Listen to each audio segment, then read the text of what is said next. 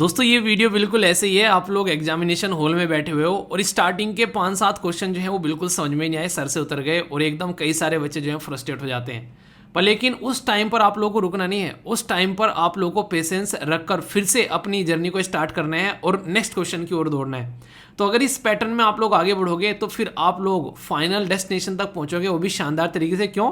क्योंकि आपको अपने ऊपर कॉन्फिडेंस है। तो ये जो वीडियो है ये वही चीज़ दिखाती है कि गिरने के बाद भी ये जो बच्ची उठकर फिर से दौड़ती है और फाइनल डेस्टिनेशन पर सबसे पहले पहुंचती है, तो ये दिखाता है कि कितना कॉन्फिडेंस है इसको अपने ऊपर। तो इसी कॉन्फिडेंस के साथ में एग्जामिनेशन हॉल में एंट्री करना, और ये कॉन्फिडेंस जब आप लोग एग्जामिनेशन हॉल में एंट्री करोगे ना, और आप लोग को ये पता है कि जितना कर रखा है उतना तो शानदार कर रखा है, इतना आगे तो भाई साहब छोड़ेंगे नहीं।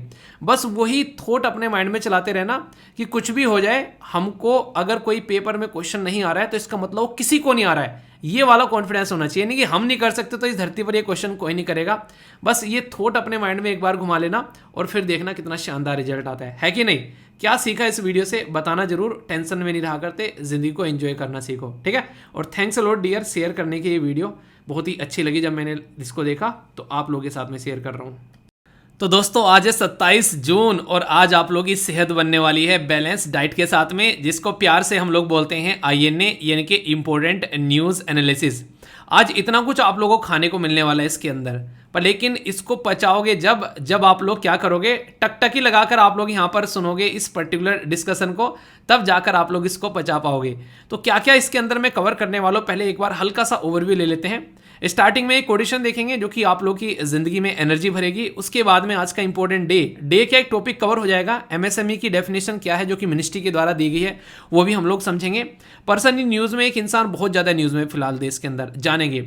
इंडिया और इजिप्ट के रिलेशन, मतलब आर्टिकल ना चकचक खोल देंगे आप लोग के। इंपॉर्टेंट लोकेशन भी आप लोगों से मैं यहाँ पर डिस्कस करने वाला हूँ। बेसिकली कई सारी ऐसी लोकेशंस होंगी जिनके बारे में डायरेक्ट क्वेश्चन आप लोगों से पूछा जा सकता है। अभी यहाँ पर बात करेंगे एक पर्टिकुलर रिपोर्ट के बारे में, कौन सी ऐसी सिटी है जो सबसे अच्छी है रहने लायक और कौन सी ऐसी सबसे बर्बाद है। दोनों के नाम आप लोगों को बताने, अगर याद है, नहीं है तो वेट करिए, मैं आप लोगों को बताऊंगा। और प्रीलिम्स के क्वेश्चन देखे होंगे, यहाँ से क्वेश्चन भी बने थे अब की बार, ठीक है। कप सिरप के बारे में बात करेंगे, इंडिया से रिलेटेड इंडिया की इमेज खराब की जा रही है। WHO के बारे में बात करूंगा, उसकी रिपोर्ट्स के बारे में बात करेंगे, काफ़ी कुछ जानेंगे। आप लोग क्या लगता है, अगर एक बच्चा 9 महीने में पैदा होता है और उस बच्चे को हम लोग 4 महीने में पैदा करें तो क्या वो बच्चा एक नॉर्मल बच्चे जैसा रहेगा? ऐसी बात की जा रही है मेडिकल कोर्सेज के बारे में। क्या है पूरा मुद्दा समझेंगे हम लोग। बोलेंगे कि छोटा कोर्स बना दो, भले ही ज़्यादा से ज़्यादा डॉक्टर निकाल कर लेकर आओ, ठीक है। इसी के साथ में एक अवार्ड होगा आज के इस डिस्कशन में जो कि काफ़ी इंपॉर्टेंट है। इंसान भी और किताब भी दोनों इंपॉर्टेंट है, दोनों के बारे में समझेंगे। डिफेंस की 3 न्यूज़ एक्सरसाइज हैं, अगर NDA सीरीज की तैयारी कर रहे हैं, बेहतरीन आप लोगों के लिए फायदा पहुंचाएगी।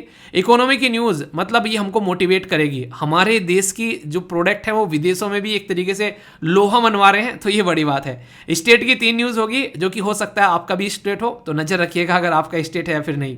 स्पोर्ट की न्यूज़ हमेशा हमको मोटिवेट करती है क्योंकि कुछ नया कंपटीशन बनाए रखने के लिए, अपने आप को नई एनर्जी देने के लिए प्रेरित करती है, इसको समझेंगे।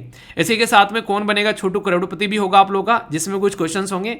एक सीसेट का क्वेश्चन भी होगा, एक रामसर साइट होगी और वीडियो के एंड में होगी वोकैबुलरी। और आज के SLV कमांडो कौन है, अगर आप लोगों को देखने तो कल की वीडियो के नीचे मैंने इनके आंसर पिन कर दिए हैं, आप लोग जाकर देखिएगा तो आप लोग समझ पाओगे कि किसने सबसे अच्छे आंसर दिए कल। अगर आप लोग भी SLV कमांडो बनना चाहते हैं तो पूरी वीडियो को टकटकी लगाकर सुनना और जो क्वेश्चन पूछूंगा उनका आंसर जरूर देना। तो बैलेंस डाइट खाने के लिए तैयार होगी? नहीं, पेट खराब ना हो जाए, देखना प्यार से खाना, ठीक है। शानदार बात बोलिए, पर उससे पहले ये बताओ कल का दिन कैसा था और आज का दिन कैसा लेकर चलने वाले हो। मुझे पता है कुछ दिनों से इस पर्टिकुलर वीडियो के ऊपर फोकस नहीं कर पा रहा था, बहुत सारे रीजन थे, पर आगे अभी आप लोगों को देखने को मिलेगा शानदार तरीके से चीज़ें अपग्रेड होती नजर आएगी और भी कई सारे इनिशिएटिव आप लोगों को देखने को मिलेंगे जैसा मैंने प्रॉमिस किया था। बस 1 हफ्ते का इंतजार और कर लो, ठीक है। मैं देखिए 1 हफ्ते का इंतजार और करो मेरी जान, उसके बाद में देखना आतंक मचा देंगे। तो मतलब कहने का थोड़ा सा इंतजार और करो, फिर काफ़ी कुछ अच्छी अच्छी चीज़ें आप लोगों के लिए होने वाली है, ठीक है।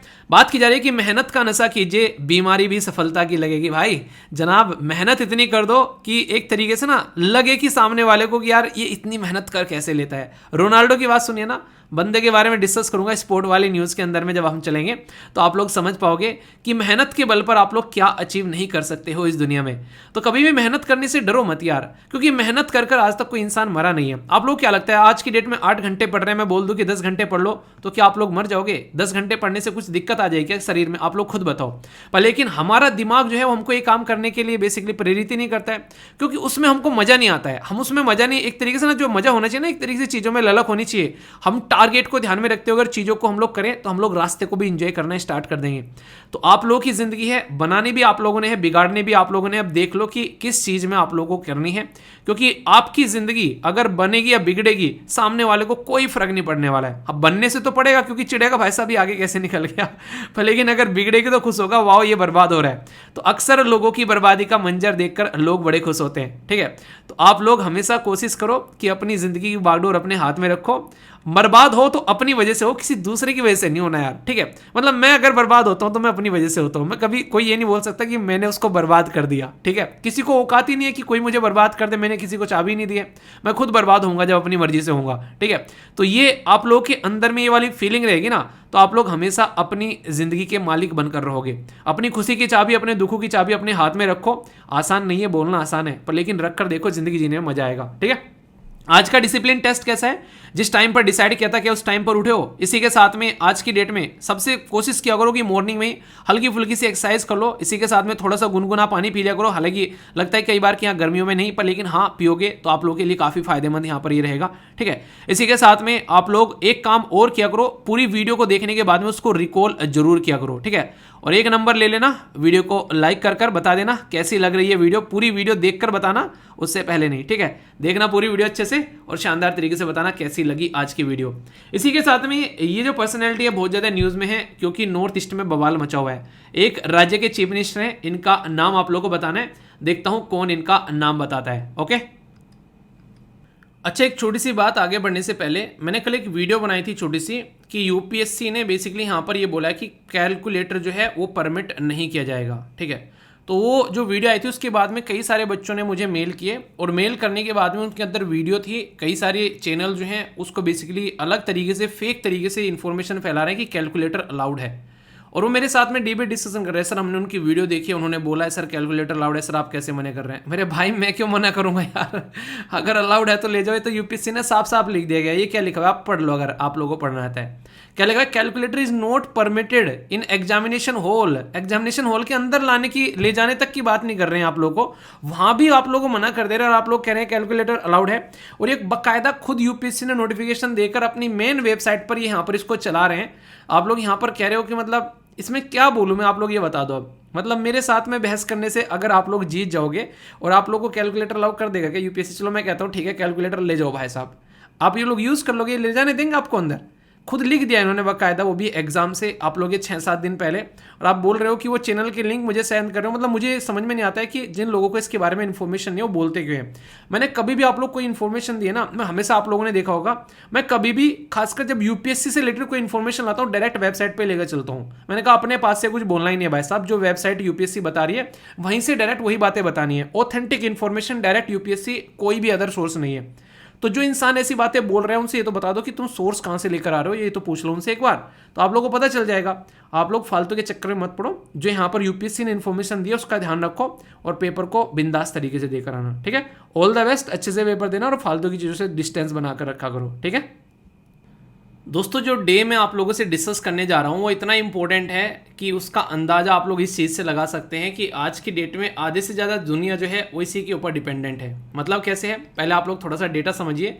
ये डेटा आप लोग क्वेश्चन में भी इस्तेमाल कर सकते हैं, और ये डेटा से आप लोग के डायरेक्ट वनडे टाइप एग्जाम में भी क्वेश्चन पूछा जा सकता है। स्मॉल जो बिजनेस है, छोटे छोटे जो बिजनेस हैं, तो 90% ऑफ द वर्ल्ड बिजनेस जो है वो छोटी छोटी सी कैटेगरी में आप लोगों को देखने को मिलेंगे, जिनको माइक्रो, स्मॉल एंड मीडियम आप लोग बोलते हो। 60 से 70% जो एम्प्लॉयमेंट है, यानी कि जो रोजगार है वो यहीं से निकल कर आता है। 50% जो ग्लोबल इकोनॉमी है वो यहीं से निकल कर आती है। समझ रहे हैं आप लोग? यहाँ पर ये सारी चीज़ें कंट्रीब्यूट कौन करता है? जिसको आप लोग SMSME बोलते हो, ठीक है।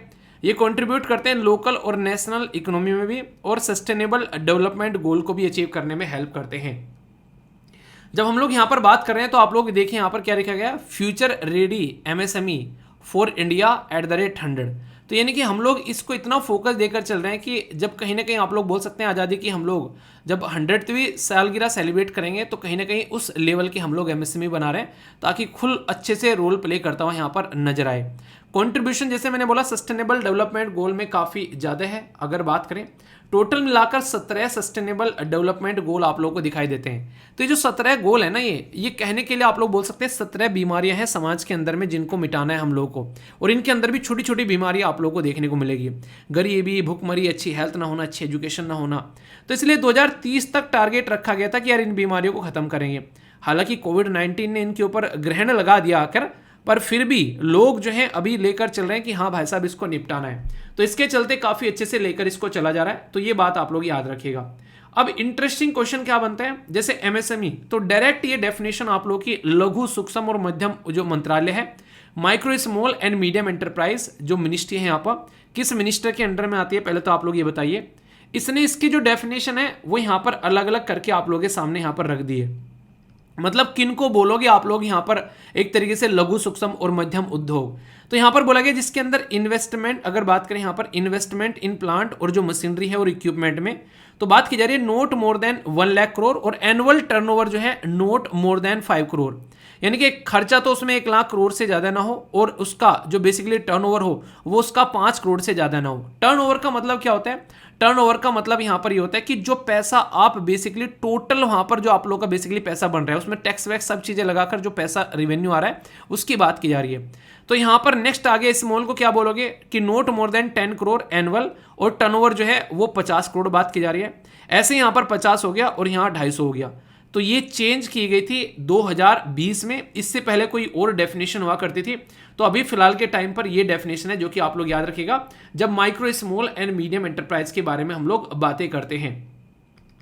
जब माइक्रो स्मॉल मीडियम एंटरप्राइज के बारे में बातें करते हैं तो यहाँ पर कहीं ना कहीं आप लोग बोल सकते हैं कि कई सारी चीजें हैं। अगर देखा जाए सेंस ऑफ सिक्योरिटी के लिए काम करना जरूरी है, जनधन अकाउंट रहे, प्रोविडेंट फंड इंश्योरेंस स्कीम रहे, एक्सेस टू द मार्केट मिलनी चाहिए अगर इनको इंप्रूव करना है, गवर्नमेंट जो है बेसिकली उसके लिए सपोर्ट प्रोवाइड कराए, क्रेडिट की फैसिलिटी मिलनी चाहिए ताकि आसानी से काम किया जा सके, ईज ऑफ डूइंग बिजनेस, बड़े बड़े जो बिजनेसमैन आते हैं वो इनको खाने की कोशिश करते हैं तो उन मछलियों से, उन शार्क से इन छोटी छोटी मछलियों को कैसे बचाना है वो देखना है, टेक्नोलॉजी का अपग्रेडेशन होना चाहिए, इसके बिना तो काम चलता ही नहीं है। तो ये सारी वो बेसिक चीज़ें हैं जो कि यहाँ पर करनी पड़ेंगी अगर रियलिटी में चाहते हो कि इस चीज़ को इम्प्रूव किया जा सके। तो इसके बारे में आप लोग यहाँ पर याद रख सकते हैं। तो बहुत सारी ऐसी चीज़ें हैं यार जिसके बारे में क्वेश्चन भी बनते हैं और अगर बेसिक चीज़ें आप लोग माइंड में लेकर चलोगे तो फिर चीज़ों को अंडरस्टैंड कर पाओगे। ठीक है, तो ये पूरा डे था। डे के साथ में बैकग्राउंड इन्फॉर्मेशन भी आप लोगों को बता दी और क्या क्या मिनिस्ट्री के द्वारा जो डेफिनेशन दी गई है वो बता दिया और इनको इंप्रूव करने के लिए किन किन चीज़ों की जरूरत है वो भी हम लोगों ने डिस्कस कर ली और डे के साथ में थीम तो आप लोग की हो ही गई। ठीक है, तो एक छोटा सा टॉपिक तैयार हो गया आप लोग का बेसिक बैकग्राउंड इन्फॉर्मेशन के साथ में। कोई डाउट हो तो बताना, उसको दूर करेंगे, है कि नहीं? तो कैसा लगा डे? दोस्तों कुछ आर्टिकल ऐसे होते हैं जिनको बोला जाता है कि यार इसके ऊपर स्टार लगा लेना। ठीक है, तो स्टार वाले आर्टिकल हैं ये। ठीक है, तो ये है स्टार आर्टिकल। इसके ऊपर स्टार लगाने का रीज़न है, वो रीज़न मैं आप लोगों को अभी बताऊंगा। हमारे देश के प्राइम मिनिस्टर मोदी साहब जो हैं उनके द्वारा विजिट किया गया इजिप्ट को और इजिप्ट ने उनको अपने देश का हाईएस्ट अवार्ड दे दिया। ये समझो कि जैसे हम लोग किसी पर्टिकुलर इंसान को अपने देश का भारत रत्न दे दें, ऐसे उन्होंने अपने देश का हाईएस्ट अवार्ड जो है वो मोदी जी के गले में डाल दिया। ये देखो, तो यानी कि देखो एक बात ध्यान रखना, यहाँ पर जब किसी लीडर को कोई अवार्ड दिया जाता है ना, वो अवार्ड उस लीडर को नहीं दिया जाता है, वो अवार्ड उस देश को दिया जाता है। तो ये समझो कि प्राइम मिनिस्टर मोदी को ये अवार्ड मिला है ना, ये अवार्ड मोदी जी को नहीं मिला है, ये अवार्ड इंडिया को मिला है। तो इस तरीके से जब आप लोग इसको समझ के चलोगे तो आप लोग इस चीज़ को और अच्छे से कनेक्ट कर पाओगे। और इसी के साथ में यहाँ पर बात की जा रही है इंटरनेशनल रिलेशन के बारे में भी, तो काफ़ी इंटरेस्टिंग ये आर्टिकल आप लोगों को देखने को मिलेगा हर एक लेवल पर, चाहे प्रीलिम्स की बात करो, चाहे मेंस की बात करो, चाहे बात कर लो इंटरव्यू की। तो ये कुछ ऐसे आर्टिकल होते हैं जो हर जगह आप लोगों को फायदा पहुंचाते हैं। ठीक है दोस्तों, जीएस पेपर 2 के अंदर आप लोग इस आर्टिकलों को काफ़ी अच्छे से कनेक्ट कर सकते हो। इसी के साथ में अवार्ड वाले सेक्शन में भी जो प्रीलिम्स के अंदर पूछा जा सकता है वहाँ पे भी कनेक्ट कर सकते हो। अभी हमारे देश के प्राइम मिनिस्टर मोदी जी के द्वारा इजिप्ट में विजिट किया गया और ये फर्स्ट टाइम सिंस 1997 से इस तरीके से डिस्कस किए गए बायलैटरल रिलेशन दोनों कंट्री के बीच में। तो सबसे पहले तो दिमाग में ये आता है कि सर एक बार इजिप्ट दिखा दो, बाकी बात करेंगे बाद में। चलिए पेटी बांध लीजिए, इजिप्ट लेकर चलता हूँ आप लोगों को। बहुत ही एक प्यारी सी और इंटरेस्टिंग सी कंट्री है जो आप लोगों को अभी फिलहाल मैप में देखने को मिल रही है। नॉर्मली आप लोगों ने कई बार सुना होगा कि कुछ देश ऐसे होते हैं जो कि दो कॉन्टिनेंट में देखने को मिलते हैं, ठीक है, तो ट्रांस कॉन्टिनेंटल कंट्री बोलते हैं उनको। तो इसके बारे में मैं आप लोगों से बात करूंगा, पर उससे पहले कुछ बेसिक इन्फॉर्मेशन मैं आप लोगों के साथ में यहाँ पर शेयर करूंगा। जैसे यहाँ पर जो ये अवार्ड प्राइम मिनिस्टर मोदी साहब को दिया गया है यहाँ पर, इसका नाम पता है क्या है? नाम से आप लोग कई सारी चीजें कनेक्ट कर पाएंगे। इसका नाम है order of the Nile. Nile के बारे में बात की जा रही है। जो शब्द है यहाँ पर NILE, तो ये जो शब्द है यहाँ पर इसका कोई मतलब है, और ये है बेसिकली एक रिवर से कनेक्टेड, जिसका नाम भी आप लोगों ने सुना होगा, नाइल रिवर, ठीक है।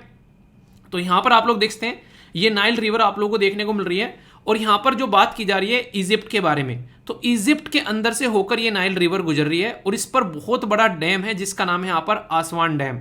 ये इसी के साथ में एक लेक आप लोगों को देखने को मिल रही है जिसका नाम है लेक नासर। तो ये आप लोगों ने अगर प्रीलिम्स का पेपर उठाकर देखा होगा तो इस तरीके से बैकग्राउंड से इंफॉर्मेशन आप लोगों की निकाल कर लाई जाती है।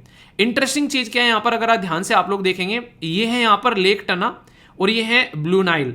जब यहाँ पर ये लेक टना से निकलकर चलती है ब्लू नाइल, यहाँ से आप लोगों को देखने को मिलेगा, और इसी के साथ में लेक विक्टोरिया जो कि 3 देशों के बीच में है, बिल्कुल एक साइड में है कीनिया, दूसरी साइड में है युगांडा और तीसरी साइड में है तंजानिया, ठीक है। तो यहाँ पर इन 3 बेसिकली देशों के बीच में ये जो विक्टोरिया है इसमें से निकलकर आती है व्हाइट। मुझे तो ये नहीं पता नहीं चल रहा है, एक इंसान जो है उन्हें कहते हैं कि 3 जो है वो पकड़कर खींच रहे हैं और फिर भी इसके कपड़े व्हाइट कैसे रह गए। इसका नाम नाइल होना चाहिए था, क्योंकि इसमें ब्लू कलर मिलना चाहिए था, क्योंकि इतने सारे लोगों ने मिलकर इसको खींचा, तो लाल ब्लू इसका नाम होना चाहिए था, ठीक है। पर लेकिन ये व्हाइट की व्हाइट चल रही है, तो ये बहुत बड़ी बात है अपने आप में, ठीक है। तो लेक विक्टोरिया 3 देशों के बीच में है, और यहाँ पर लेक टना है। जब लेक टना और लेक विक्टोरिया से बेसिकली यहाँ पर निकलकर चलती है व्हाइट नाइल और ब्लू नाइल, और जहाँ पर जाकर मिलती है इसको बोलते हैं खार्तून। खार्तून एक बहुत ही इंपॉर्टेंट फेमस है, एक तरीका संगम बोल सकते हैं। जैसे हमारे देश में संगम का नाम आप लोगों ने सुना होगा। संगम पर कौन कौन सी रिवर आकर मिलती हैं उत्तर प्रदेश के अंदर में, आप लोग ये बताना है। इलाहाबाद के अंदर में देखता हूं कौन कौन सा आंसर देता है। ये रिवर आगे चलती है, आगे चलते चलते इस पे आसवान डैम आप लोगों को देखने को मिलेगा, यहाँ पर आसवान डैम, और फिर आगे चल के कायरो सिटी भी है यहाँ पर बेसिकली इसी रिवर के ऊपर। कई बार कई सारी सिटीज आप लोगों को बोली जाती है कि कौन सी सिटी है इस पर्टिकुलर रिवर के ऊपर, और आगे चलकर ये जाकर गिरती कहां पर है, ये गिरती है मेडिटेरेनियन सी के अंदर में। तो ये बहुत ही इंपॉर्टेंट यहाँ पर आप लोगों के लिए क्वेश्चन बन सकता है।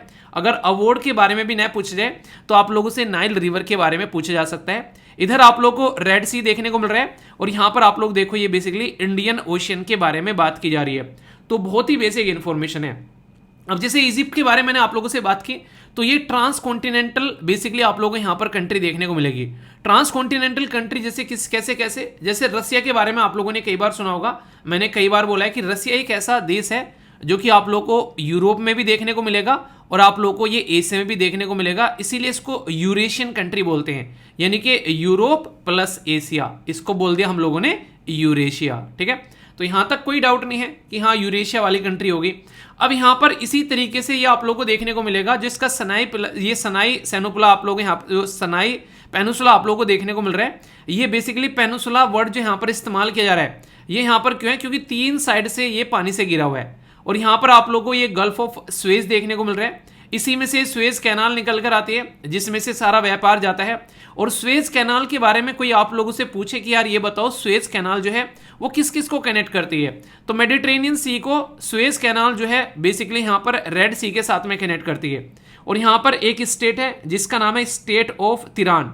स्टेट ऑफ तिरान जो है ये गल्फ ऑफ जो है बेसिकली अकाबा, इसके साथ में आप लोगों को देखने को मिलेगा। तो यहाँ पर ये सारे के सारे अगर आप लोग क्वेश्चन उठाकर देखोगे या तो किसी स्टेट पीसीएस के या फिर आप लोग यूपीएससी के, तो सारे के सारे कहीं ना कहीं कनेक्ट हुए आप लोगों को यहाँ पर मिल जाएंगे, ठीक है। और कभी भी जब चीज़ आप लोग पढ़ लिया करो ना अपना उन्हें एक बच्चा कह रहा है कि सर जब से मैं बेसिकली वीडियो देखता हूँ कुछ भी ऐसा नया मिलता है मैं किसी से जाकर पूछता हूँ तो बता नहीं पाता है, तो कॉन्फिडेंट फील होता है मुझे, ठीक है ना। तो क्वेश्चन पूछा करो लोगों से जाकर कि हाँ बताओ, आज जाके पूछना कि बताओ कि स्वेज कैनाल जो है वो किन 2 चीज़ों को कनेक्ट करती है। देखते हैं कौन आंसर देगा। नाइल के बारे में पूछना, बताना नाइल रिवर में 2 नाइल होती है बेसिकली, एक तो ब्लू और व्हाइट, कहाँ से निकलती है, और किसी ने बता दिया तो कि ये बताओ कहाँ पर जाकर मिलती है, ठीक है। तो मजे लेने के भी काम आएंगे और मजे मजे में आप लोगों का रिविजन हो जाएगा। कहने की तो बात ये है, क्योंकि ये क्वेश्चन एग्जाम में पूछे जाते हैं, तो इसलिए मैं आप लोगों को कह रहा हूं। ऐसे ही ट्रांसकॉन्टिनेंटल कौन कौन सी कंट्री है, तो कई सारी कंट्री आप लोगों को देखने को मिलेगी। जैसे रसिया है, आप लोगों को देखने को मिलेगा, कैपिटल इसकी मॉस्को हो गई। इजिप्ट है, कैपिटल कायरो हो गई। और ये अभी रिसेंटली कितनी ज्यादा न्यूज में थी, तुर्की। आप लोगों ने देखा ना, जब रसिया की बात चल रही थी, यहां पर रसिया और यूक्रेन की लड़ाई, तो सबसे ज्यादा न्यूज में कौन था, वो था तुर्की। ठीक है, तो तुर्की यहां पर बेसिकली क्यों था, क्योंकि इधर आप लोगों को देखने को मिल रहा है ब्लैक सी, और इधर आप लोगों को देखने को मिल रहा है मेडिटेरेनियन सी। तो तुर्की को परमिशन देनी पड़ती है यहां पर, बेसिकली इसको पावर मिली हुई, यहां पर इधर से इधर कोई जाता है। मैंने कहते हैं कि आप लोग वैसे, जैसे मान लीजिए अगर कोई इंसान जो है आप लोगों से मिलने आ रहा है और आप लोग कहीं ऐसे रहते हैं जैसे गेट पर कोई गेट कीपर खड़ा हुआ है, आप बोल देंगे कि यार कोई आए तो बता देना मुझे एक बार, ठीक है, तो परमिशन लेकर ही आएगा अंदर, ऐसे नहीं आएगा। तो ऐसे ही यहाँ पर अगर कोई हथियार लेकर आना चाहता है ब्लैक सी के अंदर में, तो यहाँ की परमिशन लगेगी। तो ऐसे ही यहाँ पर ये चीज देखने को मिलती है। तो ये सारी की सारे जो देश हैं, इनको क्या बोलते हैं, इनको बोलते हैं ट्रांस कॉन्टिनेंटल, क्योंकि एक कॉन्टिनेंट से दूसरे कॉन्टिनेंट में ये बेसिकली एंट्री करते हुए नजर आते हैं। ऐसे ही कजाकिस्तान देखने को मिलेगा, अजरबैजान देखने को मिलेगा और जॉर्जिया देखने को मिलेगा। तो इनके नाम भी आप लोग यहाँ पर याद रख सकते हैं, जो कि इनकी कैपिटल है आप लोगों के सामने, इसको आप लोग देख सकते हैं। तो इंडिया की जो रिलेशन है, अभी मैं आप लोगों से इजिप्ट के बारे में यहां पर बात कर रहा हूं। तो हमारे देश के प्राइम मिनिस्टर को जब हाईएस्ट अवार्ड मिलता है, यानी कि इनके देश का जो रत्न है एक हाईएस्ट, जैसे हमारे देश का भारत रत्न है, तो ये आप लोगों को यहां पर देखने को मिलता है। ठीक है, अच्छा, अपने देश के बारे में एक छोटी सी क्वेश्चन आप लोगों से मैं पूछूंगा, देखता हूं कौन कौन आंसर देता है। कई सारे बच्चे दिल लगाकर आंसर देते हैं, तो आप भी दिल लगाकर दिया करो, लंबे समय तक चीजें याद रहती हैं, क्योंकि दिल की बातें होती है ना, जब है किसी के साथ में दिल की बातें कर लेते हैं तो लंबे समय तक दिल की बातें याद रहती है ना। ऐसे आप लोग देखो, मीठी मीठी बातें करोगे पढ़ाई के साथ में, तो भी लंबे समय तक याद रहने वाली है। तो सबसे ऊपर भारत रत्न है हमारे देश का, उसके नीचे आप लोगों को पद्म विभूषण देखने को मिलेगा, फिर पद्म भूषण देखने को मिलेगा, और सबसे नीचे कौन है उसका नाम आप लोगों को बताना है। ठीक है, पायदान पे सबसे नीचे किसका नाम है, ये हमारे देश के सिविलियन कैटेगरी में दिए जाने वाले अवार्ड आप लोगों को देखने को मिलते हैं यहाँ पर। ठीक है, तो किसी भी चीज को इस तरीके से लेकर चलो ताकि सारी चीजें आप लोग अच्छे से याद रख सको। अब यहां पर हाईलाइट क्या है, विजिट के बारे में अगर हम लोग बात करते हैं, तो कई सारे लेवल पर हम लोगों ने पार्टनरशिप की। जैसे स्ट्रेटेजिक पार्टनरशिप की जब हम लोग बात कर रहे हैं, तो हम लोग अच्छे लेवल पर एक दूसरे के साथ में कनेक्ट होने की बात कर रहे हैं। तो एक तरीके से आप लोग बोल सकते हैं कि राजनीतिक साझेदारी एक अच्छे लेवल पर यहां पर देखने को मिल रही है। पॉलिटिकल, डिफेंस, इकोनॉमी, इसी के साथ में साइंटिफिक, इसी के साथ में कल्चर, यानी कि ये वो सारे रिलेशन है जिसके ऊपर हम लोग काम कर रहे हैं, हर एक लेवल पर एक दूसरे के साथ में कनेक्ट करने की कोशिश कर रहे हैं। जैसे अगर मान लीजिए आज की डेट में दो इंसान की शादी होनी है, ठीक है, तो क्या होगा, अब ऐसा तो नहीं कि बस वो आपस में मिलकर शादी कर लेंगे, वो भाई साहब उनके मम्मी पापा आपस में मिलेंगे, उनके भाई बहन आपस में मिलेंगे, उनके सारे परिवार, चाचा फूफा ताता ताऊ, पता नहीं कौन कौन आपस में मिलेगा, तब जाकर रिलेशन जो है वो स्टेब्लिश होंगे। और शादी में भी सारे आएंगे बढ़िया बढ़िया ड्रेस पहनकर, तो तब क्या होगा, कल्चर भी एक दूसरे के देखेंगे, अच्छा इनके यहाँ पर तो यार मीठा खाना पसंद है, हमारे यहाँ पर तो खट्टा चलता है, ठीक है, तो वाली चीजें हैं। तो हर एक लेवल के रिलेशन आप लोगों को यहाँ पर नजर आएंगे कनेक्ट होते हुए। तो political, defence, security, economy, scientific, culture, सब तरीके से कनेक्टिविटी बनाने की कोशिश की जाती है। इसी के साथ में एग्रीमेंट भी होता है। आप लोगों ने देखा होगा जब शादी होती है यहाँ पर, तो शादी के लिए बकायदा आप लोगों को पंडित आकर बैठते हैं, बिचौलिया आकर बैठते हैं, तो बकायदा एग्रीमेंट किए जाते हैं। तो यहाँ पे भी ऐसे एग्रीमेंट होते हैं कि भाई साहब हम मिलकर काम करेंगे, और फेरे लिए जाते हैं, तो वहाँ पर फिर कस्में खुआई जाती हैं कि हाँ एक दूसरे से बात कर कर डिसीजन लोगे, हवा में कोई डिसीजन नहीं लेगा, ठीक है, सारी बातें बताएंगे। सुनना कभी जब फेरे होते हैं वहाँ पर नहीं बैठ के देखते रहना दोनों का चेहरा समझ में आती है सारी चीजें। तो यहाँ पर एग्रीकल्चर, इसी के साथ में बेसिकली जो आर्कियोलॉजी, ये एंटीक जो भी यहाँ पर इसी के साथ में कंपटीशन लो, तो सबके बीच में यहाँ पर आज के डेट में हम लोग क्या कर रहे हैं, एक दूसरे के साथ में एग्रीमेंट साइन कर रहे हैं ताकि मिलकर काम सके, MOU मेमोरेंडम ऑफ अंडरस्टैंडिंग। इसी के साथ में जो इंपॉर्टेंट चीजें यहाँ पर, अभी जैसे G20 की जो मीटिंग हमारे देश में आ रही है, तो इसको स्पेशल गेस्ट के तरीके से इनवाइट किया गया है, ठीक है, हमारे देश के अंदर में। तो वहां भी आप लोगों को देखने को मिलेगा इजिप्ट को एक अलग से इंपॉर्टेंस दी जा रही है, और दी भी क्यों ना जाए। 26 जनवरी आप लोगों ने देखा ना, 26 जनवरी पर जब गणतंत्र दिवस की परेड थी, तो इसी इंसान को बुलाया गया था। नाम बताइए जरा क्या है इनका, देखता हूं कौन कौन नाम बताते हैं। इन्हीं को हमारे देश में जो है वो इनवाइट किया गया था। तो अभी यहाँ पर G20 में बात करें, फूड एंड एनर्जी के बारे में बात करें, क्लाइमेट चेंज के बारे में बात करें, इसी के साथ में क्लीन एनर्जी के बारे में बात करें, तो बहुत सारी चीजें आप लोगों को यहाँ पर देखने को मिल रही है। इसी के साथ में हमारे देश के द्वारा लगभग आप लोगों को देखने को मिलेगा, जब हम लोग बात करते हैं वर्ल्ड वॉर फर्स्ट के टाइम पर, तो बहुत सारे ऐसे लोग हैं, देखो आज के डेट में ना हम जब हिस्ट्री पढ़ते हैं ना उठाकर, तब हमको समझ में आता है कि अंग्रेजों ने कहाँ कहाँ रूल किया है। तो इसी पैटर्न में आप लोग को बहुत सारी चीजें मैं बताता हूँ ताकि आप लोग कनेक्ट कर पाएंगे हिस्ट्री को भी यहाँ पर। पुराने तो रिलेशन हुआ ही करते थे। अंग्रेजों के टाइम पर भी यहाँ पर बहुत सारे सोल्जर्स जो थे हमारे यहाँ से बेसिकली यहाँ पर लड़ने गए थे वर्ल्ड वॉर 1 के टाइम पर। तो आज की डेट में भी इजिप्ट और एदन के अंदर में लगभग 4300 के करीब इंडियन जो हैं उनकी कब्रें वहाँ पर बनी है एक तरीके से, मतलब उनको एक तरीके ट्रिब्यूट भी पे किया गया था हमारे प्राइम मिनिस्टर साहब के द्वारा। इसी के साथ में G20 की बातें मैंने बताई दी। गेस्ट कंट्री अगर कोई आप लोगों से पूछे तो इजिप्ट को हम लोगों ने इनवाइट किया है, इतना इंपॉर्टेंस यहाँ पर इजिप्ट को दिया जा रहा है। इसी के साथ में अल हकीम मॉस्क के बारे में मैंने आप लोगों से बात की थी कि ये एक इतनी पुरानी मस्जिद है जो कि 11वीं सेंचुरी की मस्जिद आप लोगों को देखने को मिलेगी कायरो में, इजिप्ट के अंदर में। तो ये इंडियन दाऊद बोरा कम्युनिटी के द्वारा रिस्टोर किया गया था इसको। तो आप लोग किसी चीज को पढ़ रहे हो ना, उसके पीछे कोई रीजन होगा आखिर इस मस्जिद को इतनी इंपॉर्टेंस क्यों दे रही है, क्योंकि हमारे देश की जो कम्युनिटी है जो इजिप्ट में रह रही है वो इसको रिस्टोर कर रही है, यानी कि इसकी जो खस्ता हालत हो गई थी फिर से इसको रिस्टोर किया गया, बनाया गया, इसकी वजह से इसको इतनी इज्जत दी जा रही है। वरना मोस्क तो और भी होंगी और कई सारी आप लोगों को मस्जिद देखने को मिल सकती है। तो पर्टिकुलर इस मस्जिद के बेसिकली फेमस क्या है, तो यहाँ पर आप लोग एग्जैक्ट इसकी लोकेशन देख सकते हैं। तो ये पर्टिकुलर रीजन है आप लोगों के सामने जहां पर ये मस्जिद आप लोगों को यहाँ पर दिखाई देगी, जिसके बारे में अभी बात की। तो ये 11वीं सेंचुरी की मस्जिद आप लोगों को देखने को मिलेगी और फिर से इसको रिस्टोर किया, वो भी हमारे देश की कम्युनिटीज ने मिलकर। तो ये भी एक अप्रिशिएट करने वाली बात आप लोगों को देखने को मिलेगी।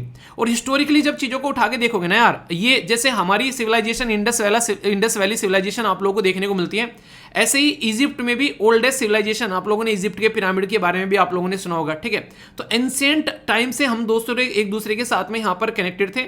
इवन आप लोग बोल सकते हैं यहाँ पर जैसे अशोका के जो बेसिकली कई सारे ऐसे लेख हैं जिसमें यहाँ पर इजिप्ट के बारे में मेंशन किया जाता है, ठीक है। तो इसी के चलते यहाँ पर महात्मा गांधी जी और इजिप्ट के जो रिवोल्यूशनरी थे जिनका नाम था यहाँ पर, जिनका बोलते थे साद जगादुल, ठीक है। तो यहाँ पर वो एक तरीके से मिलकर काम कर रहे थे कॉलोनियल टाइम पर अंग्रेजों के साथ में लड़ना। 1947 में जब दोनों देश आजाद हुए, ठीक है, तो हम लोगों ने मिलकर एम्बेसडर लेवल पर एक दूसरे के साथ में कनेक्शन बनाने स्टार्ट किए। इसी के साथ में फ्रेंडशिप ट्रीटी साइन की गई। और सबसे इंटरेस्टिंग चीज पता है क्या है, जो आप लोगों ने सुना भी होगा, कई बार मैंने भी आप लोगों को बताया है, नेम के बारे में आप लोगों को मैंने कई बार बताया ना, नॉन अलाइंग मूवमेंट के बारे में। तो याद रखिएगा नेम का जो गठन किया गया था उसमें भी फाउंडिंग मेंबर आप लोगों को इजिप्ट देखने को मिलेगा। तो ये सारी की सारी जो चीजें हैं कहीं ना कहीं दोनों के हिस्टोरिकल रिलेशन भी यहाँ पर आप लोगों की स्टैब्लिश करती है। इंटरनेशनल रिलेशन की कोई किताब उठाकर पढ़ोगे ना, जब आप लोग देखोगे बैकग्राउंड इन्फॉर्मेशन, तो ये सारी वो चीजें आप लोगों को यहाँ पर प्रोवाइड करा जा रही हैं, वो भी पीपीटी के अंदर में एक सिस्टमेटिक वे में नोट्स की फॉर्म में। तो आप लोगों का मेंस की तैयारी साथ साथ में आप लोगों की चल रही है, ठीक है। किसी भी चाहे स्टेट पीसीएस का पेपर दे लेना चाहे यूपीएससी का, ये पॉइंट्स अगर उस टाइम पे मेंशन करोगे तो इनकी एक इंपॉर्टेंस होती है। बायलैटरल रिलेशन के बारे में बात करें तो $7.26 बिलियन का व्यापार है, ज्यादा नहीं है पर फिर भी कम से कम सही डायरेक्शन में चल रहे हैं। इसी के साथ में ट्रेड बैलेंस फेयर देखने को मिलेगा, जितना बेच रहे हैं उतना ही खरीद रहे हैं। वरना कई बार जैसे चाइना के साथ में हमारी खस्ता हालत है, हम लोग भाई साहब खरीदते हैं, बेचते ना के बराबर है में, तो वहां से दिक्कतें निकल कर आनी स्टार्ट हो जाती है, ठीक है। इंडिया इजिप्ट के जो बायलैटरल रिलेशन है, जब ट्रेड के बारे में बात करते हैं तो यहां पर हम लोगों ने सिस्टमेटिक यूनियन को ऑपरेशनल किया 1978 में, और फिर मोस्ट फेवरेट नेशन की वजह से भी यहां पर चीजें जो है वो आप लोगों को आगे बढ़ती यहां पर नजर आई, ठीक है। एक दूसरे को सपोर्ट प्रोवाइड कराने वाला एक तरीका आप लोग यहां पर ये सिस्टम बोल सकते हो। कल्चर के बारे में अगर कोई लिखने के लिए पूछे तो Maulana Azad centre of for Indian culture आप लोगों को देखने को मिलेगा, 1992 में स्टैब्लिश किया गया कायरो के अंदर में, ठीक है। ये सारे कहने के लिए तो वैसे मेंस के क्वेश्चन है, पर लेकिन आप लोग बोल सकते, मतलब मेंस में लिखे कि हाँ कल्चर रिलेशन है, इन्वेस्टमेंट है, फलाना ढिमकाना, पर अगर प्रीलिम्स में भी आप लोगों से पूछ ले कि Maulana Azad centre for the Indian culture कहां पर है, वनडे टाइप एग्जाम में डायरेक्ट क्वेश्चन बन जाएगा कि 92 में स्टैब्लिश किया गया, कायरो इजिप्ट के अंदर में है। और इजिप्ट क्यों इतना न्यूज में, क्योंकि पहले हमारे देश में चीफ गेस्ट बनकर आए भाई साहब, और फिर हम लोग उनके देश में जा रहे हैं अभी यहाँ पर। तो रिलेशन स्टैब्लिश किए जा रहे हैं अच्छे खासे। मोर देन 50 इंडियन कंपनीज आज की डेट में यहाँ पर इन्वेस्टमेंट कर रही है इजिप्ट के अलग अलग रीजन में, कोई एग्रीकल्चर में, कोई टेक्सटाइल में, कोई कहीं पे बिजनेस अपने स्टैब्लिश कर रहे हैं क्योंकि उनको माहौल मिल रहे हैं यहाँ पर। इजिप्ट इन्वेस्टमेंट कर रहा है इंडिया के अंदर में यहाँ पर लगभग 37 मिलियन, ये भी आप लोग देखते हैं हमारी आईटीज कंपनी के अंदर में देखने को मिलेगा। और डिफेंस के बारे में बात करें तो फर्स्ट एवर ज्वाइंट एक्सरसाइज जिसका नाम है एक्सरसाइज साइक्लोन 1, नाम भी साइक्लोन रख दिया सीधा सीधा, ये जनवरी में अभी देखने को मिली थी राजस्थान में, इजिप्ट के साथ में ही थी यहाँ पर। अब डायरेक्ट क्वेश्चन बन गया वनडे टाइप में या एनडीए सीडीएस में आप लोगों से कि साइक्लोन 1 एक्सरसाइज किस किस के बीच में है, तो ये इजिप्ट के साथ में आप लोगों को यहाँ पर देखने को मिल रही है। ज्वाइंट डिफेंस कमेटी 2018 में बनाई गई यहाँ पर 8वीं जो है 2018 में 8वीं थी और फिर 9th आप लोगों को 2019 में देखने को मिली। तो ये मीटिंग होती रहती है। इंडियन एयरफोर्स के पायलट जो है वो ट्रेन कर रहे हैं इजिप्ट के पायलट को, 1960 से लेके यहाँ पर अब तक का 1984 तक का ट्रेन किया गया। तो कहने का मतलब ये कि ये सारी की सारी चीजें दोनों के रिलेशन को एक सही डायरेक्शन में लेकर चलती है। साइंस एंड टेक्नोलॉजी में बहुत अच्छे से काम कर रहे हैं दोनों के दोनों मिलकर, ठीक है। हमारे देश का जो CSIR है, ठीक है, वो मिलकर काम कर रहा है, इजिप्ट का जो NRC है उसके साथ में मिलकर ज्वाइंट वर्किंग ग्रुप में देखने को मिलेगा। बहुत सारी ऐसी चीजें हैं जो आप लोग यहाँ पर देखते हैं, सारी चीजें प्रोवाइड करा दी हैं आप लोगों को कि 2016 में न्यू दिल्ली में मिले, फिर 4th ज्वाइंट कमेटी की मीटिंग देखने को मिली 2017 में। ये इस तरीके से साइंस में रिलेशन की बात करें इंडिया और इजिप्ट के बीच में, तो आप लोग यहाँ से देख लो, सारी की सारी हिस्ट्री आप लोगों के सामने आ गई। तो सिग्निफिकेंस क्या है अगर सारी चीजों को दिखाकर, तो सबसे पहले तो इजिप्ट जो है वो मोस्ट पॉपुलस कंट्री है वेस्ट एशिया के अंदर में, ठीक है। तो इसके चलते अगर वहां पर आज की डेट में हमारे रिलेशन अच्छे हो पाते हैं तो कहीं ना कहीं हम लोग कहीं ना कहीं सुएज कैनाल का भी इस्तेमाल अच्छे से कर पाएंगे, जो कि बहुत बड़ा की प्लेयर है। आप लोगों को देखने को मिलेगा काफी लार्ज स्केल पर यहाँ पर व्यापार होता है, एक दूसरे के साइड में जाते हुए लोग नजर आते हैं। ये वही कैनाल है जिसमें जहाज भी फंस गया था, याद है ना, काफी लंबे समय तक लोग परेशान हो गए थे जब इसकी जहाज फंस गया था, फिर बोला था यार इसको चौड़ा करेंगे थोड़ा सा। और सुएज कैनाल तो जब आप लोग 11th की इकोनॉमी की NCERT उठाकर देखोगे, बाकायदा उसमें इसको मेंशन कर रखा है किस तरीके से अंग्रेजों ने हमारे ऊपर जो है एक तरीके से कंट्रोल करना स्टार्ट कर दिया सुएज कैनाल का इस्तेमाल करके। वरना पहले घूम घाम के आया करते थे आराम से टहलते टहलते, अभी क्या क्या झट मंगनी और फट बिहा वाली बात हो गई भाई साहब, तो फिर दिक्कतें होने लगी। तो ये होता है चीजों को तैयार करने का तरीका। तो यहां पर आप लोग हर लेवल पर बेसिकली टॉपिक को तैयार करके जब ले जाओगे तो फिर कभी भी क्वेश्चन आप लोगों का छूटने वाला नहीं है। और ये बेसिक छोटे छोटे क्वेश्चन आप लोगों से एग्जाम में जब पूछे आते हैं फिर लगता है कि यार ये कहां से आ गया। तो ढंग से तैयारी करो, दिल लगाकर करो और मेहनत से करो, तो आप लोग जो है कभी मार नहीं खाओगे, ठीक है। तो कैसा लगा ये टॉपिक? इसी के साथ में अगर थोड़ा सा टाइम निकाल लोगे तो क्वेश्चन भी आप लोगों के लिए दे दिया है हिंदी और इंग्लिश में, और क्वेश्चन भी ऐसा नहीं हवा हवा में है। ये 2014 में यूपीएससी में पूछा गया, अभी आगे चलकर यहां पर किसी स्टेट पीसीएस में पूछा जा सकता है। तो अगर स्टेट पीसीएस की तैयारी कर रहे हो तो 150 नंबर में लिख लेना, और यूपीएससी की तैयारी कर रहे हो तो 250 नंबर में इसका आंसर दे देना।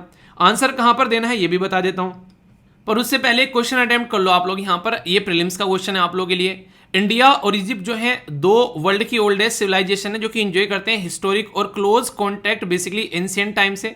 दूसरा बोला गया कि डिप्लोमेटिक रिलेशन जो है एम्बेसडर लेवल पर आजादी के जस्ट बाद से हम लोगों ने एक दूसरे के साथ में स्टार्ट कर दिए थे।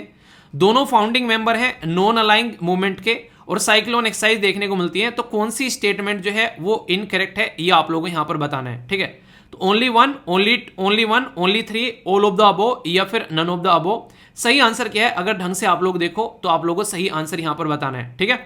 मतलब इनकरेक्ट आंसर की बात की जा रही है, ध्यान रखिएगा यहां पर। आंसर क्या देखने को मिलेगा आप लोगों को? यहां पर आंसर डी हो गया, क्योंकि सारे के सारे की स्टेटमेंट क्या है वो करेक्ट है। तो यहां पर क्या पूछा गया है? यहां पर ये इनकरेक्ट पूछा गया है। तो इनकरेक्ट क्या है यहां पर? तो इनकरेक्ट तो यहां पर नन ऑफ द अबव हो गया ना, पर लेकिन आप लोग क्या लगाओगे? आंसर आप लोग सी लगा दोगे। आप लोग फटाफट पढ़ोगे कि यार ये तो सारी की सारी करेक्ट है, अब ये देखना भूल जाओगे। तो यहीं से जो है भाई साहब खटिया खड़ी हो जाती है फिर, ठीक है। एक एक नंबर पर फिर इधर उधर काम होता है। तो ये है बेसिकली आंसर राइटिंग का। तो क्वेश्चन को प्रैक्टिस जरूर करिएगा, थोड़ा सा टाइम लगेगा, पर लेकिन कई सारे बच्चे पोस्ट कर रहे हैं अपना आंसर, तो आप भी अपना पोस्ट कर सकते हैं। आंसर अगर पोस्ट करने की बात की जाए तो कल भी मैंने 3 क्वेश्चन आप लोगों को दिए थे यहाँ पर, कई सारे बच्चों ने अपने आंसर लिखे यहाँ पर। और कोशिश करो कि कम से कम 2-2, 3-3 आंसर जो है एक दूसरे के आप लोग क्या कर सकते हो, एक दूसरे के चेक कर सकते हो। तो इससे आप लोगों को पता चलेगा आप लोग कैसा आंसर लिख रहे हो, और सामने वाले के आंसर में भी आप लोगों को कुछ नई चीजें मिल जाएगी देखने के लिए, अपने आंसर में इंक्लूड करने के लिए। तो ये जरूर करना, इससे आप लोगों को काफी कुछ नया सीखने को मिलेगा, ठीक है। तो ये था पूरा डिस्कशन। कोई डाउट हो तो बताना, फीडबैक देना, बाकी जैसा भी लगाओ आगे आने वाले टाइम में फिर और अच्छे से लेकर चलेंगे, ठीक है। यूपीएससी के वो क्वेश्चन याद है प्रीलिम्स के, जो अब की बार में बेस्ट क्वेश्चन पूछे गए थे, जो मैंने आप लोगों से डिस्कस भी किए थे, वो डायरेक्ट उन सिटीज के बारे में आप लोगों से पूछा गया था जो बहुत ज्यादा न्यूज में थी। और आप लोग यहाँ पर देख सकते हैं ये कई सारी सिटीज, उनमें से आप लोगों को यहाँ पर देखने को मिल भी जाएगी। डमस्कस हो गया, ये सीरिया के अंदर में आप लोगों को देखने को मिल रहा है। दुनिया में सबसे बेकार सिटी है रहने के लिए, क्योंकि वहां पर आप लोगों को सिटी के नाम पर खंडर नजर आएंगे। इतनी ज्यादा पिछले 2011 से बोल सकते हो वहां पर इतनी ज्यादा गोलाबारी की गई, मतलब 1 दशक तक उस सिटी को जो खंडर बना के रख दिया, इतनी बुरी कंडीशन है। तो आज की डेट में सबसे नीचे है बेसिकली यहाँ पर सीरिया की डमस्कस, इसी के साथ में लीबिया की त्रिपोली, अल्जीरिया की अल्जीरिस। तो ये आप लोग यहाँ पर याद रख सकते हैं, जो कि बॉटम में सबसे कम लोग प्रेफर करते हैं यहाँ पर रहना। बस ये समझो कि यहाँ के लोग ही रह रहे हैं जैसे तैसे मजबूरी में, अगर उनको भी मौका मिले तो वो आज ही छोड़कर भाग जाएं। और टॉप सिटीज कहाँ है जहां पर लोग जा जाकर बस रहे हैं और उनका सपना रहता है कि यार यहाँ पर जाकर रह जाए तो मजा आ जाए? वियना ऑस्ट्रिया के अंदर में नंबर 1 पोजीशन लिए बैठा है यहाँ पर, ठीक है। कोपहेगन डेनमार्क के अंदर में, मेलबर्न ऑस्ट्रेलिया के अंदर में, सिडनी ऑस्ट्रेलिया के अंदर में, इसी के साथ में वैंकूवर कनाडा के अंदर में, ज्यूरिक ये स्विट्जरलैंड के अंदर में। तो एटलीस्ट 4 से 5 टॉप की आप लोग याद जरूर रखना। इनमें से कहीं मौका मिले रहने का तो कहाँ पर रहना पसंद करोगे, ठीक है। अपने देश को अगर कुछ टाइम के लिए कहीं बाहर घूमने जाना है छोड़कर, तो कौन सी सिटी में आप लोग रहना प्रेफर करोगे, ये बताइए। सर बीच में ये सारी बातें क्यों डिस्कस करने लगे, ऐसे ही डिस्कस नहीं करने लगे यार। यहाँ पर ये आर्टिकल आप लोगों के सामने है बड़ा ही इंटरेस्टिंग, कि मोस्ट जो 10 जो जहाँ पर रहने लायक सिटी हैं उसका एक इंडेक्स तैयार किया गया और उस इंडेक्स को प्रस्तुत किया गया। तो उसी के चलते यहाँ पर ये बेसिकली न्यूज़ आप लोगों के सामने आ गई है और कई सारे न्यूज़पेपर ने इसको पकड़ छापा है। तो मैंने सोचा मैं भी आपके दिमाग में छाप दूँ इसको, है। तो जो रिपोर्ट्स वाला सेक्शन होता है उसके साथ में आप लोग इसको कनेक्ट कर सकते हैं। इकोनॉमिक इंटेलिजेंस जो यूनिट है उसके द्वारा रिलीज की गई 2023 की रिपोर्ट। तो रिपोर्ट का नाम याद रखिएगा, रिपोर्ट का नाम है ग्लोबल लिवेबिलिटी इंडेक्स। तैयार कौन करता है, तैयार करता है इकोनॉमिक इंटेलिजेंस यूनिट। तो दोनों का नाम याद रखना। टॉप पर सिटी कौन है, ऑस्ट्रिया की वियना, और नीचे से टॉप पर कौन सी है, वो है बेसिकली सीरिया की दमस्कस। तो दोनों के नाम आप लोगों को पता होना चाहिए, कौन टॉपर होता है और कौन बुरी तरह फेल होता है। तो दोनों के नाम अक्सर पूछे जाते हैं, तो दोनों के नाम मैंने आप लोगों को यहाँ पर बता दिए। जब कोई इंडेक्स तैयार करते हैं, मान लीजिए आज एक इंसान जो है बेसिकली टॉप कर गया। आखिर क्यों टॉप कर गया भाई साहब, उसके जो एसए में अच्छे मार्क्स थे, उसके जो थे बेसिकली उसके आंसर राइटिंग में अच्छे मार्क्स थे, काफ़ी लार्ज स्केल पर अगर देखें तो ऑप्शनल में अच्छे मार्क्स थे, एथिक्स में अच्छे मार्क्स थे, और इंटरव्यू भी सामने वाला फोड़ कर आया तो उसके अच्छे मार्क्स आ रखे, तो भाई साहब वो तो इसी तरीके से फोड़ेगा। तो उसका क्राइटेरिया रखा गया कि यहाँ पर अच्छे मार्क्स आने चाहिए। तो ऐसे ही फैक्टर क्या है यहाँ पर इसके लिए, जैसे हेल्थ केयर हो गया, एजुकेशन हो गया, कल्चर हो गया, इन्वायरमेंट हो गया, स्टेबिलिटी हो गया। तो ये 5 ऐसे इंडिकेटर हैं यहाँ पर जिसके बेस पर यहाँ पर चेक करता है इकोनॉमिक इंटेलिजेंस यूनिट कि ये सिटी रहने लायक है या फिर नहीं है। आखिर ये यूनिट जो है इसके बारे में अगर थोड़ी बात करूं मैं आप लोगों से, तो एक ऑर्गेनाइजेशन भी आप लोगों की तैयार हो जाएगी। तो ये फाउंड की गई थी 1946 में, यानी कि ये जैसे ही फाउंड की गई उसके 1 साल बाद हमारा देश भी आज़ाद हो गया। तो लंदन इसका हेडक्वार्टर देखने को मिलेगा। तो यहाँ पर रिसर्च और एनालिसिस का काम करती है ये इकोनॉमिस्ट ग्रुप, और यहाँ पर इसके द्वारा फोरकास्ट किया जाता है कि ऐसा ऐसा कुछ हो रहा है, यहाँ पर एनालिसिस किया जाता है अच्छे लेवल पर। तो ये इस तरीके से यहाँ पर आप लोगों के सामने इंडेक्स और रिपोर्ट वगैरह तैयार करते हैं यहाँ पर, ठीक है। तो यानी कि एक तरीके से बोल सकते हो अपना तो काम कर ही रहे हैं। ऐसे नहीं से मोहल्ले में कई सारी आंटियां होती हैं, ठीक है, अपने घर में जो चल रहा है चल ही रहा है, दुनिया में भी देख रहे हैं क्या चल रहा है। अच्छा उसके घर में मेहमान आ रखे हैं, 3-4 दिन से जा ही नहीं रहे हैं, इसकी वजह से मुझे भी जाने को नहीं मिल रहा वहाँ पर, शर्म आती है मेहमान के सामने जाने में। तो वही बात है, तो ये मोहल्ले की खबर रखते हैं यहाँ पर।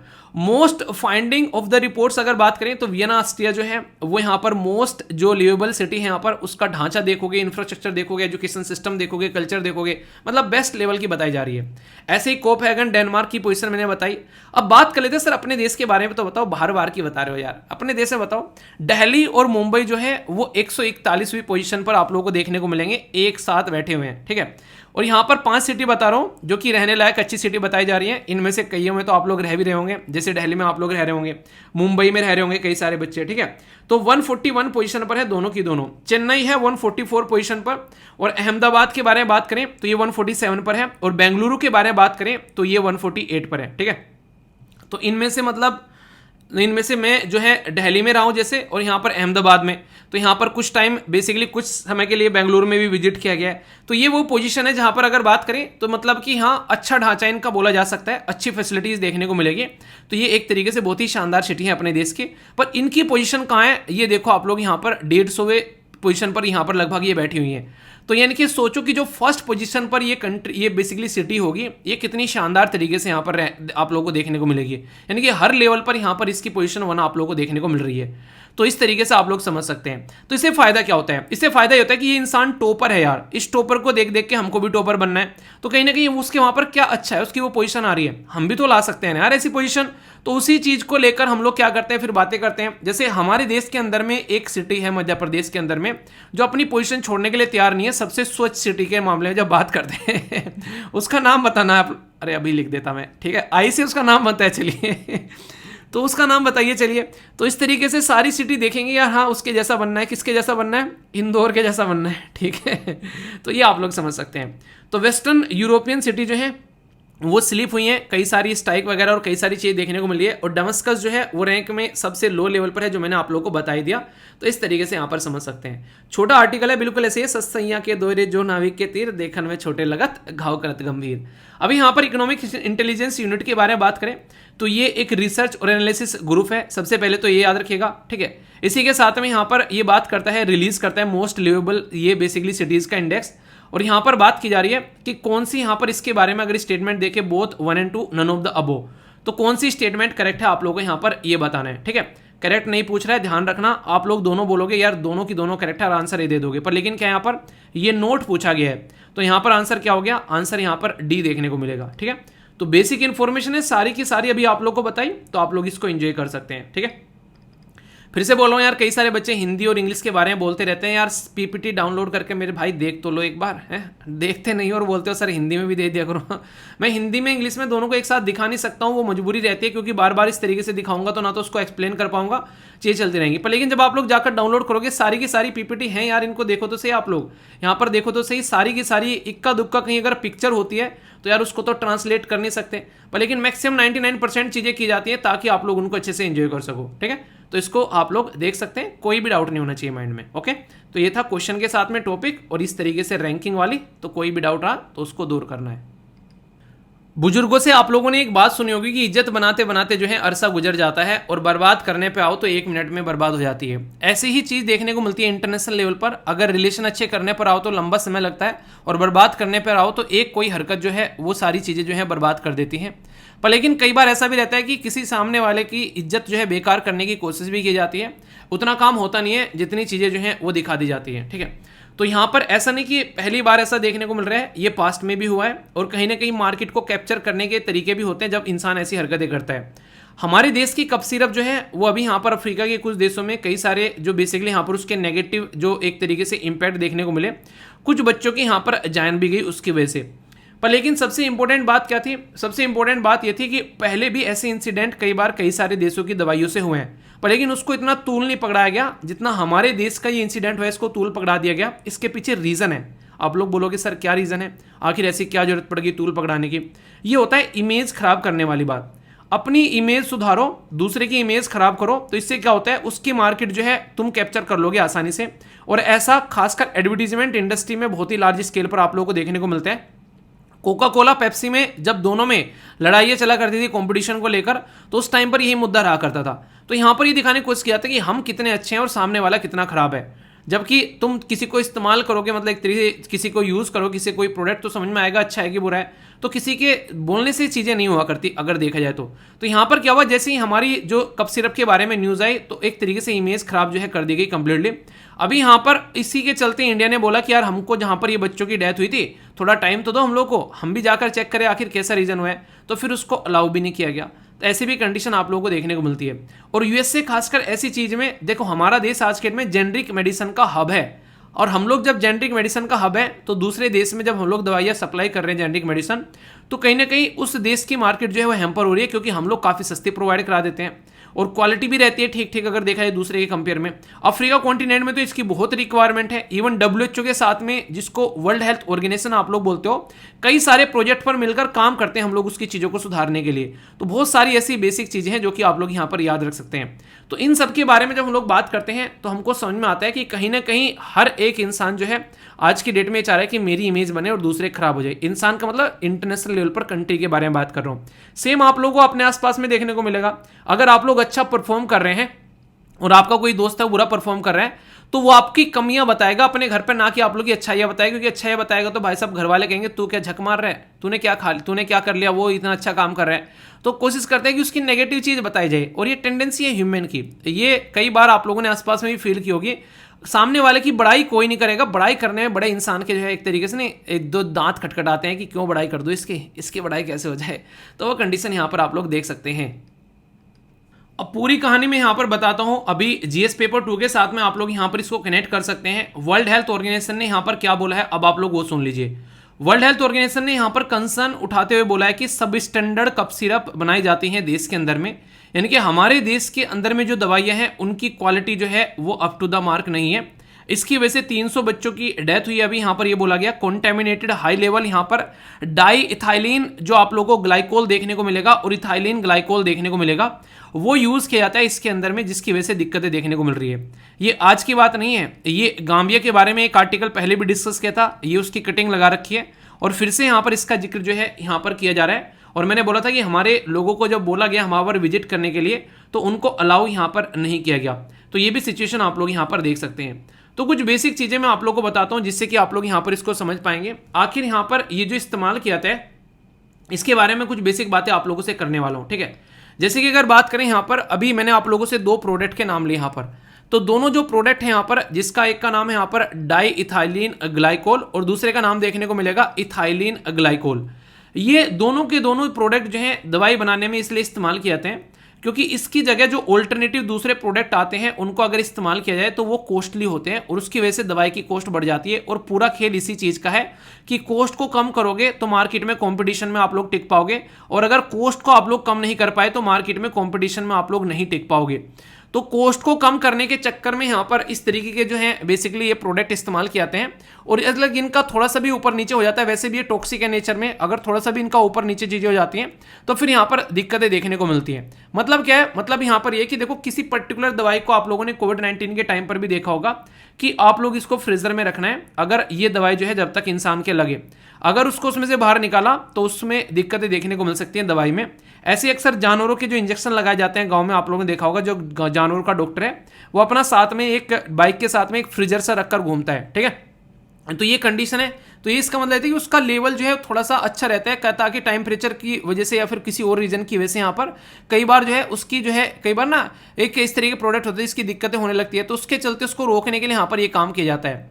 अभी हमारे देश में अगर कोई दवाई बाहर जा रही है तो उसको डायरेक्टली चेक करता है ड्रग कंट्रोलर जनरल, ठीक है। तो ड्रग कंट्रोलर जनरल एक्सपोर्ट करता है, एक्सपोर्ट के लिए यहाँ पर उसको बेसिकली परमिशन देता है। अब अगर किसी दवाई की वजह से यहाँ पर कहीं पर जाकर बच्चों की डेथ हो जाती है जो कि काफ़ी गलत है, तो यहाँ पर कहीं ना कहीं आप लोग ऐसा बोल सकते हो कि क्वेश्चन मार्क किस पे लगेगा कि हमारे देश की जो अथॉरिटी है जो यहाँ पर इस चीज़ को संभाल रही है वो ढंग से काम नहीं कर रही है। तो सबसे बड़ा मुद्दा यहाँ पर ये निकल कर आएगा, मतलब मुझे रेस्पॉन्सिबिलिटी दी है कि मैं इस चीज़ को चेक करूँ कि ये आगे जब जानी चाहिए, जब ये ढंग से हो सके। अगर वो ढंग से नहीं जा रही है तो इसका मतलब क्या है, इसका सीधा सीधा मतलब ये है कि मैंने कहीं ना कोई गड़बड़ की है यहाँ पर, या तो मैं ढंग से काम नहीं कर रहा हूँ या फिर यहाँ पर एक तरीके से मैं पैसे लेकर काम कर रहा हूँ, कुछ ना कुछ ऐसी चीज़ें देखने को मिलेगी। तो इसको सही करना बहुत ज़्यादा जरूरी है। हमारे देश में कानून भी है, जैसे ड्रग्स एंड कॉस्मेटिक एक्ट है 1940 का, ये जो कानून है यहाँ पर ये कहीं ना कहीं आप लोगों को देखने को मिलेगा, ये इसी चीज़ की रेस्पॉन्सिबिलिटी लेता है कि जो दवाइयाँ हैं उनको सिस्टमेटिक वे में रेगुलेट किया जा सके। और आज की डेट में तो कहीं ना कहीं रेगुलेटरी गाइडलाइन प्रोवाइड कराता है, ये कहाँ तक कि आयुर्वेदा, सिद्धा, यूनानी, इन मेडिसिन के लिए भी यहाँ पर प्रोवाइड कराता है कि जो हमारे देश के अंदर में मेडिसिन मैन्युफैक्चर की जा रही है वो सिस्टमेटिक वे में मैन्युफैक्चर की जानी चाहिए। सेंट्रल ड्रग स्टैंडर्ड कंट्रोल जो ऑर्गेनाइजेशन है यहाँ पर ये कहीं ना कहीं ये सारे फंक्शन डिस्चार्ज करती है यहाँ पर इसी एक्ट के तहत में। यहाँ पर मेजर फंक्शन तो ये है कि अप्रूवल देना इन चीज़ों को, पर लेकिन फिर दिक्कत निकल कर आती है किस लेवल पर आप लोग कहाँ पर अप्रूवल दे रहे हो और ये अप्रूवल आखिर सही क्यों नहीं बैठ रहा है तुम्हारा। तो ये सारी बातें आप लोगों को यहाँ पर देखने को मिलेगी। और फिर चलकर यहाँ पर जब ये दिक्कत करती है तो कई सारे लोगों की जान जाती है यहाँ पर। तो समझाया गया किस किस तरीके से यहाँ पर ये बेसिकली नेगेटिव इंपैक्ट डालती है। हालांकि ये साइंटिफिक चीज़ें हो गई ज़्यादा है, ये आप लोगों से नहीं पूछा जाएगा। पर यहाँ पर अगर बात करें जो मैंने आप लोगों को यहाँ पर बताया है बेसिकली इथाइलिन, जो यहाँ पर इथाइलिन जो बेसिकली 2 प्रोडक्ट के नाम यहाँ पर बताए हैं, तो इनका नाम आप लोग जरूर याद रखिएगा। अगर इनका नाम पूछा जाए तो स्वीटनर टाइप की आप लोगों को देखने को मिलेंगे, डाई इथाइलिन ग्लाइकोल और इथाइलिन ग्लाइकोल, तो इनके बारे में याद रखिएगा। तो कहीं भी क्वेश्चन बने तो पता होना चाहिए। बाकी रिस्क एसोसिएटेड जो रहता है सब स्टैंडर्ड कफ सिरप के साथ में, तो सबसे पहले तो हार्मफुल प्रोडक्ट रहते हैं उसके अंदर में कॉस्ट कटिंग करने के लिए उनका इस्तेमाल किया जाता है, ठीक है। और बच्चे जिनका इम्यून सिस्टम इतना ताकतवर नहीं होता है, खासकर अगर अफ्रीका के अंदर बात करो, उनको खाना भी प्रॉपर वे में नहीं मिल पा रहा है, उनकी हालत देखना। अगर वहाँ पर कोई भी यूएन का काम चलता है, किसी भी तरीके से कुछ सपोर्ट प्रोवाइड कराई जाती है, मतलब बुरी तरह वहाँ पर आप लोगों को उनके ऊपर इम्पैक्ट देखने को मिलेगा। यहाँ पर मतलब बहुत ही बुरी कंडीशन नहीं बोलते हैं, वो वाली कंडीशन है यहाँ पर। आप लोगों को मैंने एक बार बताया भी था, एक रिपोर्ट आई थी निकल कर कि जो क्ले होता है ना, क्ले आप लोगों ने सुना होगा, मिट्टी जो बेसिकली रहती है जिससे कई बार आप लोग कई सारे जैसे क्ले के बर्तन ही बनाए जाते हैं मिट्टी के, ठीक है, उसकी रोटियां बनाकर बच्चों को खिलाई जा रही थी वहाँ पर, क्योंकि खाने के लिए खाना नहीं था। तो ये इस लेवल पर वहाँ पर गरीबी है। उन बच्चों का जो इम्यून सिस्टम देख लो कैसा होगा, अगर कोई ऐसी दवाई उनके पेट में जाएगी तो वो सर्वाइव नहीं कर पाएंगे। तो वैसे ही बेसिकली बीमार है, आप लोग ऐसा बोल सकते हैं। तो लैक ऑफ थेरेपेटिक रिलीवेंट आप लोगों को यहाँ पर देखने को मिलेगा कि जिस पर्टिकुलर पर्पज के लिए जो दवाई दी जा रही है वो काम कर ही नहीं रही है। अनसाइंटिफिक कॉम्बिनेशन उसके अंदर देखने को मिलते हैं। मान लीजिए H2O मिलाकर पानी बन रहा है, ठीक है, आप लोगों ने क्या किया, H3O कर दिया इसको, तो पानी थोड़ी ना बनेगा, अब तो कुछ और ही बनेगा यहाँ पर ये। तो ये जरूरी है कि उनको एक बैलेंस वे में यहाँ पर आप लोगों को बेसिकली करना चाहिए, ठीक है। तो ये सारी चीजें जो आप लोग याद रखते हैं। ये सारी कहानी दुनिया के सामने किसने रखी, ये सारी कहानी दुनिया के सामने रखी वर्ल्ड हेल्थ ऑर्गेनाइजेशन ने, जिसको शॉर्ट फॉर्म में WHO बोलते हो। WHO एक इंपॉर्टेंट बहुत बॉडी है यहाँ पर, कोविड-19 के टाइम पर बहुत ज्यादा न्यूज में थी, जब चाइना के द्वारा बेसिकली एक तरीके से कोविड-19 फैलाया गया, तो ये बॉडी काफी शांत थी उस टाइम पर। हमने कुछ किया तो अब ये उछल उछल कर आ रही है, उस टाइम पर चाइना ने इसको शांति बनाने पकड़ने रखने के लिए बोल दिया, क्योंकि उसको दिख रहा था कि कोई ना कोई तो सपोर्ट में होना चाहिए। तो यहाँ पर स्टैब्लिश की गई थी 1948 में 7 अप्रैल को, इसीलिए 7 अप्रैल को वर्ल्ड हेल्थ डे भी आप लोग सेलिब्रेट करते हैं। और यूएन का सस्टेनेबल जो ग्रुप है यहाँ पर उसका पार्ट भी है। तो यहाँ पर कहीं ना कहीं काफ़ी अच्छी एक ऑर्गेनाइजेशन जो कि हेल्थ के बारे में बात करती है और कई सारी रिपोर्ट भी निकाल कर लेकर आती है। तो ये रिपोर्ट जरूर याद रखिएगा, क्योंकि इनके ऊपर डायरेक्ट क्वेश्चन पूछे जाते हैं। World health report, global nutrition report, world vision report, ambient air quality report और वर्ल्ड रिपोर्ट ऑन हियरिंग। अच्छी बात क्या है इसके बारे में कि इसका जो रीजन है, बेसिकली 6 रीजन आप लोगों को देखने को मिलेंगे, उनमें से एक रीजन है साउथ ईस्ट एशिया और उसका हेडक्वार्टर न्यू दिल्ली में है यहाँ पर, ठीक है। तो इसीलिए यहाँ पर आप लोग समझ सकते हैं कि इतनी जल्दी ये रेस्पॉन्ड कर रही है, क्योंकि पड़ोस में ही बैठी है, हमारे देश के अंदर ही बैठी है, तो आराम से यहाँ पर उसके ऊपर रिएक्ट कर पा रही है यहाँ पर ये। तो ये बेसिक चीजें हैं जो आप लोग याद रखिएगा, ठीक है। क्वेश्चन है कुछ जिनके आंसर आप लोगों को देने हैं, एक एक कर देख लेते हैं किस तरीके से आर्टिकल सुना है, इससे पता भी चल जाएगा आप लोगों को। यहाँ पर बेसिकली इथाइलिन ग्लाइकोल के बारे में बात की जा रही है। तो कलरलेस है यहाँ पर, ऑर्डरलेस है, इसी के साथ में एल्कोहलिक कंपाउंड आप लोगों को देखने को मिलेगा, फेटल है अगर कंज्यूम किया जाता है।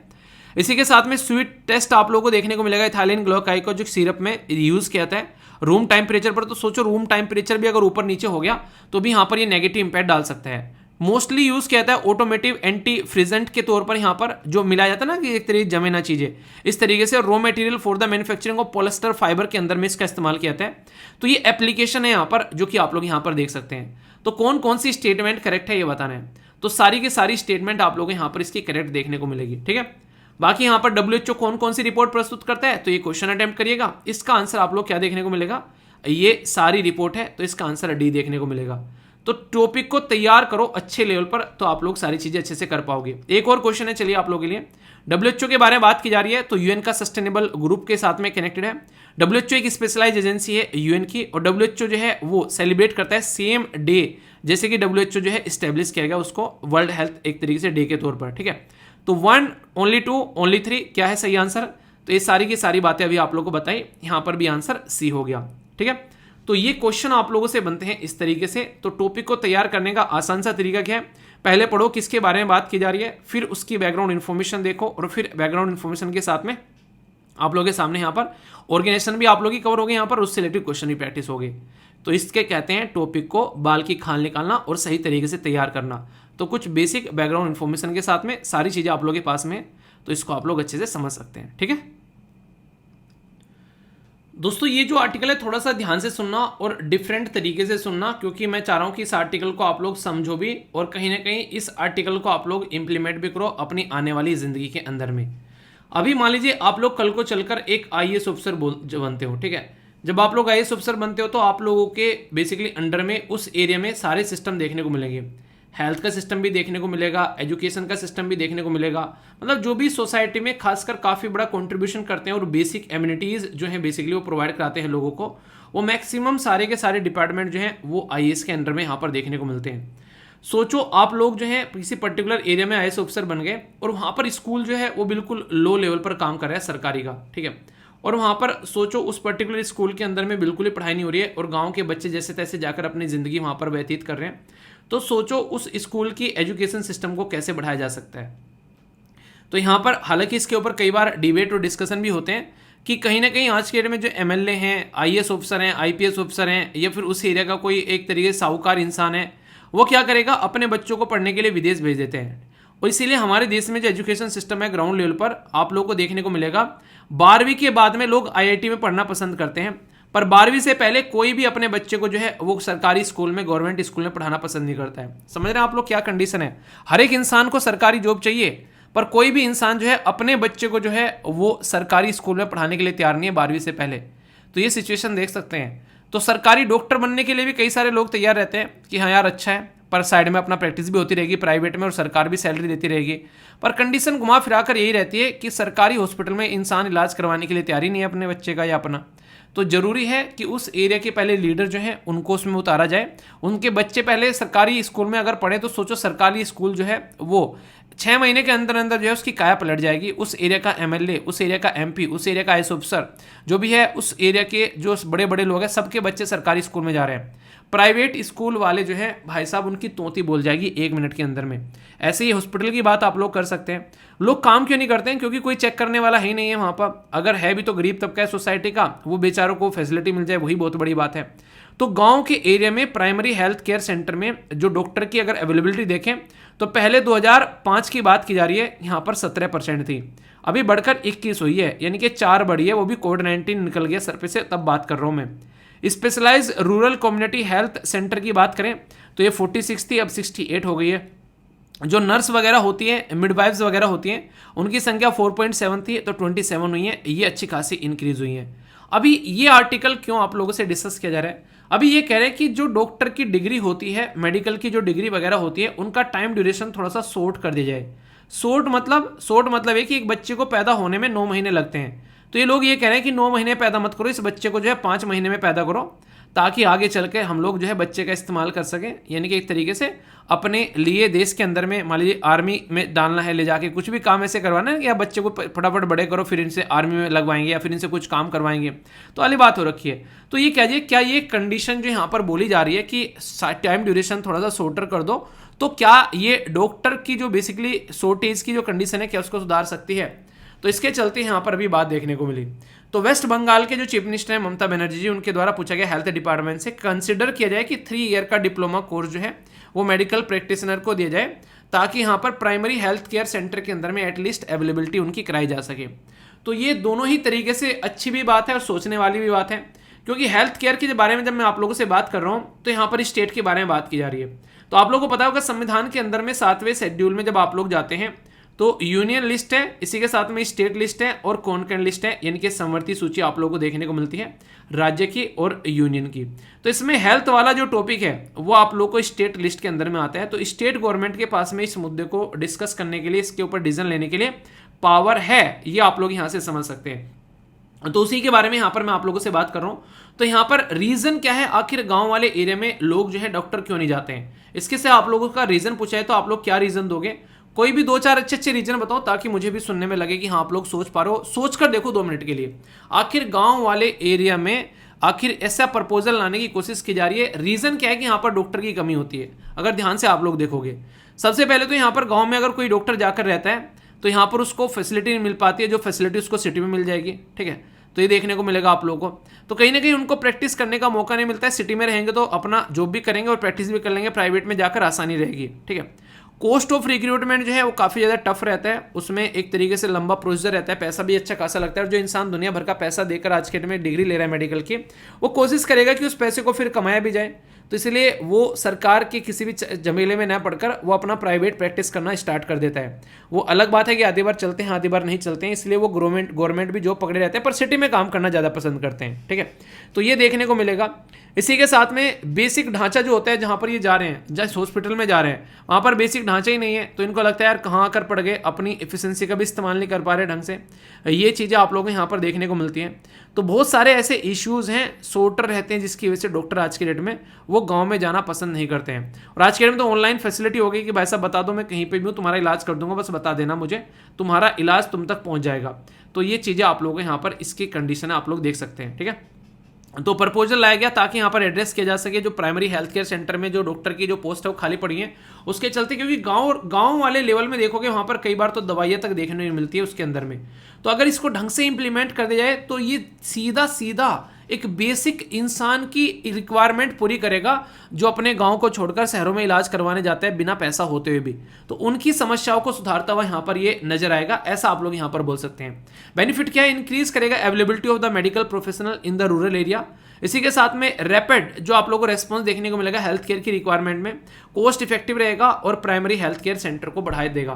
पर लेकिन हर सिक्के के दो पहलू होते हैं, कुछ पॉजिटिव है तो कुछ नेगेटिव है। लिमिटेड स्पेशलाइजेशन ये कहीं ना कहीं एक तरीके से क्रिटिकल और कॉम्प्लेक्स हो सकती है, यानी कि इंसान को कम नॉलेज देकर बैठा देना, वो भी ऐसी जगह। तो इनसफिशिएंट एक्सपोजर आप लोगों को देखने को मिलेगा रूरल कंडीशन की बात करें। इसी के साथ में यहाँ पर कहीं ना कहीं आप लोग देखते हैं, ये कहीं ना कहीं जब ऐसी चीज़ें होती है ना, फिर यहाँ पर कई सारी और चीज़ें नजर आती है। तो पोटेंशियल डायल्यूशन किया जा सकता है मेडिकल एजुकेशन का, तो इसकी वजह से वो एजुकेशन जो है सब स्टैंडर्ड की बन सकती है। यानी कि आप लोग खुद सोचो, एक इंसान जो है वो प्रॉपर अपना जो है एक तरीके से सिस्टमेटिक वे में अपनी डिग्री लेकर आ रहा है 4 साल पढ़कर, एक इंसान है उसको बोलता है 2 या 3 साल का बस डिप्लोमा दे दो ऊपर ऊपर से पढ़ा कर, तो दोनों की जो इफिशिएंसी होगी, दोनों का जो चीज़ों को अंडरस्टैंड करने का तरीका होगा, उनमें धरती आसमान का फर्क आप लोगों को नजर आएगा। तो इसलिए कहते हैं कि एक काम को होने में टाइम लगता है, तो पेशेंस रखना चाहिए उस चीज़ के लिए और उसको उस तरीके से लेकर चलना चाहिए, तभी चीज़ें सही निकलती है। वरना फिर दिक्कत आती है, तो फिर पता चला डेथ हो रही है, तो फिर पता चला कि यार ये तो डॉक्टर ऐसे बैठा रखे थे जिनको इंजेक्शन लगाने का भी नहीं पता है, ठीक है। तो वो मुन्ना भाई एमबीबीएस वाली बात होगी, तो ऐसे ऐसे डॉक्टर फिर निकल कर आएंगे, तो उसको कोई मतलब रहने वाला यहाँ पर है नहीं है, ठीक है। बाकी अगर देश के अंदर में जब आप लोग हेल्थ केयर आंकड़े के बारे में आप लोग बात करते हो, तो कुछ आंकड़े आप लोगों को प्रोवाइड कराए गए हैं। जैसे हेल्थ केयर सेंटर के बारे में बात करें तो यहाँ पर सब सेंटर की बात की जा रही है, उसके अंदर में 3000 से लेकर 5000 तक की पॉपुलेशन रहती है। प्राइमरी हेल्थ केयर सेंटर में 20 से लेकर 30 तक की रहती है, ठीक है। इसी के साथ में कम्युनिटी हेल्थ केयर सेंटर में 18 से लेकर 1,20,000 तक की रहती है। अगर बात करें हमारे देश के अंदर में, तो यहाँ पर रूरल हेल्थ के बारे में जब मैं आप लोगों से बात करता हूँ 31 मार्च 2022 तक, तो यहाँ पर अगर बात करें हमारे देश के अंदर में एवरेज जो है यहाँ पर उनके जितने हिस्से में आने चाहिए बेसिकली, तो बहुत ही लार्ज स्केल पर आप लोगों को डेटा देखने को मिलेगा कि पॉपुलेशन ज़्यादा है पर फैसिलिटी काफ़ी कम है। अर्बन स्टैटिस्टिक दिए हैं इसी तरीके से, और इसी तरीके से जो एलोपैथिक डॉक्टर हैं उनके बारे में बात की जा रही है। तो कहीं ना कहीं ये जो आंकड़े जब आप लोग देख रहे हो ना इनके बारे में, तो एक चीज़ समझ में आती है कि पॉपुलेशन ज़्यादा है और डॉक्टरों की कमी है। इवन वर्ल्ड हेल्थ ऑर्गेनाइजेशन बोलता है कि हर 1000 लोग पर एटलीस्ट 1 डॉक्टर होना चाहिए। 1000 के 1000 तो डेली बीमार पड़ेंगे नहीं, तो बीच बीच में पढ़ते रहे तो वो डॉक्टर उनको थाम सके, तो ये जरूरी है। और स्पेशलिस्ट जो डॉक्टर होते हैं उनकी कमी आप लोगों को देखने को मिलती है।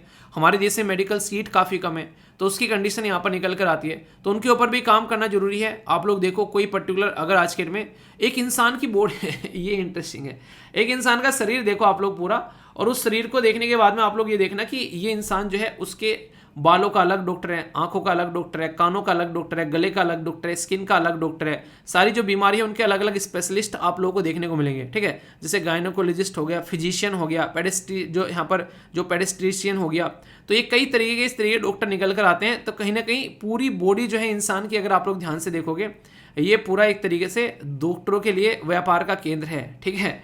तो इस तरीके से आप लोग यहाँ पर इसको देख सकते हैं। पर फिर भी यहाँ पर आप लोग बोलते हो कि हम लोग गरीब हैं, इतनी महंगी बॉडी लेकर घूम रहे हो, इसकी किसी की एक आंख खराब हो जाए तो उसको बदलवाने में मतलब बदलने का मतलब बदल के भी ऐसा तो नहीं कि वो एकदम ऐसी आ जाएगी, कई दिक्कतें देखने को मिलती है वो जो ऑपरेशन के थ्रू होती है, आप लोग समझते हैं सारी चीज़ें। तो इसलिए चीज़ों को अपनी शरीर जो है ना वो एक ऐसा ढांचा है यार, ये एक बार आप लोगों को मिल गया नहीं, एक गाड़ी आप लोगों ने ले ली, अब जिंदगी भर वही गाड़ी चलानी है। अब उसकी हेडलाइट टूट जाए, अब उसके टायर फट जाए, अब वही रहनी है। चाहे हाथ कट जाए इंसान का, चाहे मोटापा हो जाए, चाहे आंखें खराब हो जाए, चाहे बाल सफ़ेद हो जाए, कुछ भी होता रहे ज़िंदगी में, पर यही रखनी है, ठीक है। तो क्यों ना उस चीज़ की केयर की जाए, तो जरूरी है उस चीज़ की केयर करना, तो हेल्थ के ऊपर फोकस देना चाहिए, ठीक है। यूपीएससी में 2021 में क्वेश्चन पूछा गया कि एक तरीके से हम लोग बात करें अगर वेलफेयर स्टेट के बारे में, तो प्राइमरी हेल्थ जो स्ट्रक्चर है वो नेसेसरी है, एक प्री कंडीशन है सस्टेनेबल डेवलपमेंट के लिए, आप लोग ऐसा बोल सकते हो। क्योंकि जब सस्टेनेबल डेवलपमेंट गोल के बारे में आप लोगों से बात करता हूं, तो हेल्थ जो है वो कहां पर रखी गई है, फर्स्ट गोल में रखी गई है, सेकेंड गोल में रखी गई है, या फिर थर्ड गोल में रखी गई है। पहले गोल में क्या है, पहले तो आप लोग ये बताइए। पहले गोल में मैंने आप लोग को बताया था, पहले गोल में रखी गई है बेसिकली गरीबी, दूसरे गोल में रखी गई है भूखमरी, तीसरे में रखी गई है हेल्थ, और चौथे में रखा गया एजुकेशन। पांचवें में क्या है ये आप लोग बताइए। तो ये बेसिक स्टेटमेंट आप लोग बोल सकते हो। तो यहाँ पर प्राइमरी हेल्थ केयर की बात कर ली, और सस्टेनेबल डेवलपमेंट की भी बात कर ली, और वेलफेयर स्टेट की बात कर ली, यानी कि राम राज्य लाना है तो हेल्थ को आप लोग को आगे बढ़ाना है। अच्छा, ये एक बच्चा क्वेश्चन पूछता है, सर इतने क्वेश्चन दे देते हो कई बार, सारे क्वेश्चन लिखने जरूरी हैं क्या? ठीक है, अगर अभी आप लोगों ने स्टार्ट किया है तो मत लिखना, पर लेकिन अगर आप लोगों को हो गया 6-7 महीने, तो कोशिश करना एटलीस्ट 2 क्वेश्चन तो आप लोग लिख ही लिया करो डेली। इससे आप लोग जो है एक प्रैक्टिस में आना स्टार्ट हो जाओगे और सही डायरेक्शन में चीज़ों को लेकर चल पाओगे। देखो, माँ बाप या फिर टीचर बच्चों को वो चीज़ें बोलता है जो कभी उसने गलतियाँ की हैं, तो आप लोग इन चीज़ों को इंप्रूव कर सकते हो। ताकि आगे कोई प्रॉब्लम न देखने को मिले। तो अभी से चीज़ों की प्रैक्टिस लेकर चलो स्टार्टिंग से ही। थोड़ा ये नहीं कि आज से लिखना स्टार्ट कर देना, अगर आज से पढ़ाई स्टार्ट किया तो थोड़ा सा टाइम ले लो और फिर उसके बाद में लिखना स्टार्ट करो। स्टेट पीसीएस की तैयारी कर रहे हो तो 150 शब्द में लिख लेना, और यूपीएससी की तैयारी कर रहे हो तो 250 शब्द में आप लोग इनको लिख सकते हो। ठीक है, तो बेसिक है, कोई भी डाउट नहीं रखना है। आज की न्यूज़ में एक इंटरेस्टिंग और इंपॉर्टेंट अवार्ड भी है आप लोगों के लिए। तो अवार्ड की भी एक न्यूज़ है जो कि आप लोगों से कई बार डायरेक्ट क्वेश्चन पूछे जाते हैं, और ये काफ़ी एक तरीके से इंटरेस्टिंग अवार्ड है। इसके बारे में बात करेंगे। बात की जा रही है यहाँ पर किसके बारे में, प्रिया के बारे में। तो प्रिया एस जो है उनको साहित्य अकेदमी प्राइज जो है बच्चों के लिए बेसिकली यहाँ पर मिला है। उनका नोवेल था बच्चों के लिए, और ये जो नोवेल था ये 2018 में जब केरला के अंदर में फ्लड आई थी, तो उस टाइम पर उस फ्लड में, उस बाढ़ में बच्चों ने क्या कंट्रीब्यूशन दिया उसके ऊपर इस नोवेल को लिखा गया था। ठीक है, तो यहाँ पर आप लोगों से आदमी का नाम भी इंपॉर्टेंट हो गया और इसी के साथ में यहाँ पर बुक का नाम भी इंपॉर्टेंट हो गया। तो दो इंपॉर्टेंट चीजें आप लोगों से यहाँ पर पूछी जा सकती हैं। बात की जाती है यहाँ पर केंद्रीय साहित्य अकादमी बाल साहित्य पुरस्कार के बारे में। तो ये एक अवार्ड है जो कि यहाँ पर प्रिया एस को दिया गया। तो ये पर्टिकुलर जो अवार्ड है इनको किसके लिए मिला, तो ये इंपॉर्टेंट है यहाँ पर। तो इनका एक नोवेल है जो कि यहाँ पर लिखा गया था मलयालम लैंग्वेज में। नोवेल का नाम क्या है, इसका नाम है पेरुमा झाइथे कुजिथा लुकल। ठीक है, तो पेरुमा झाइथे कुजिथा लुकल। तो प्रोनाउंसिएशन में थोड़ा ऊपर नीचे हो जाए तो जो खासकर केरला वासी देख रहे हैं उसके लिए एक्सट्रीमली सॉरी यार।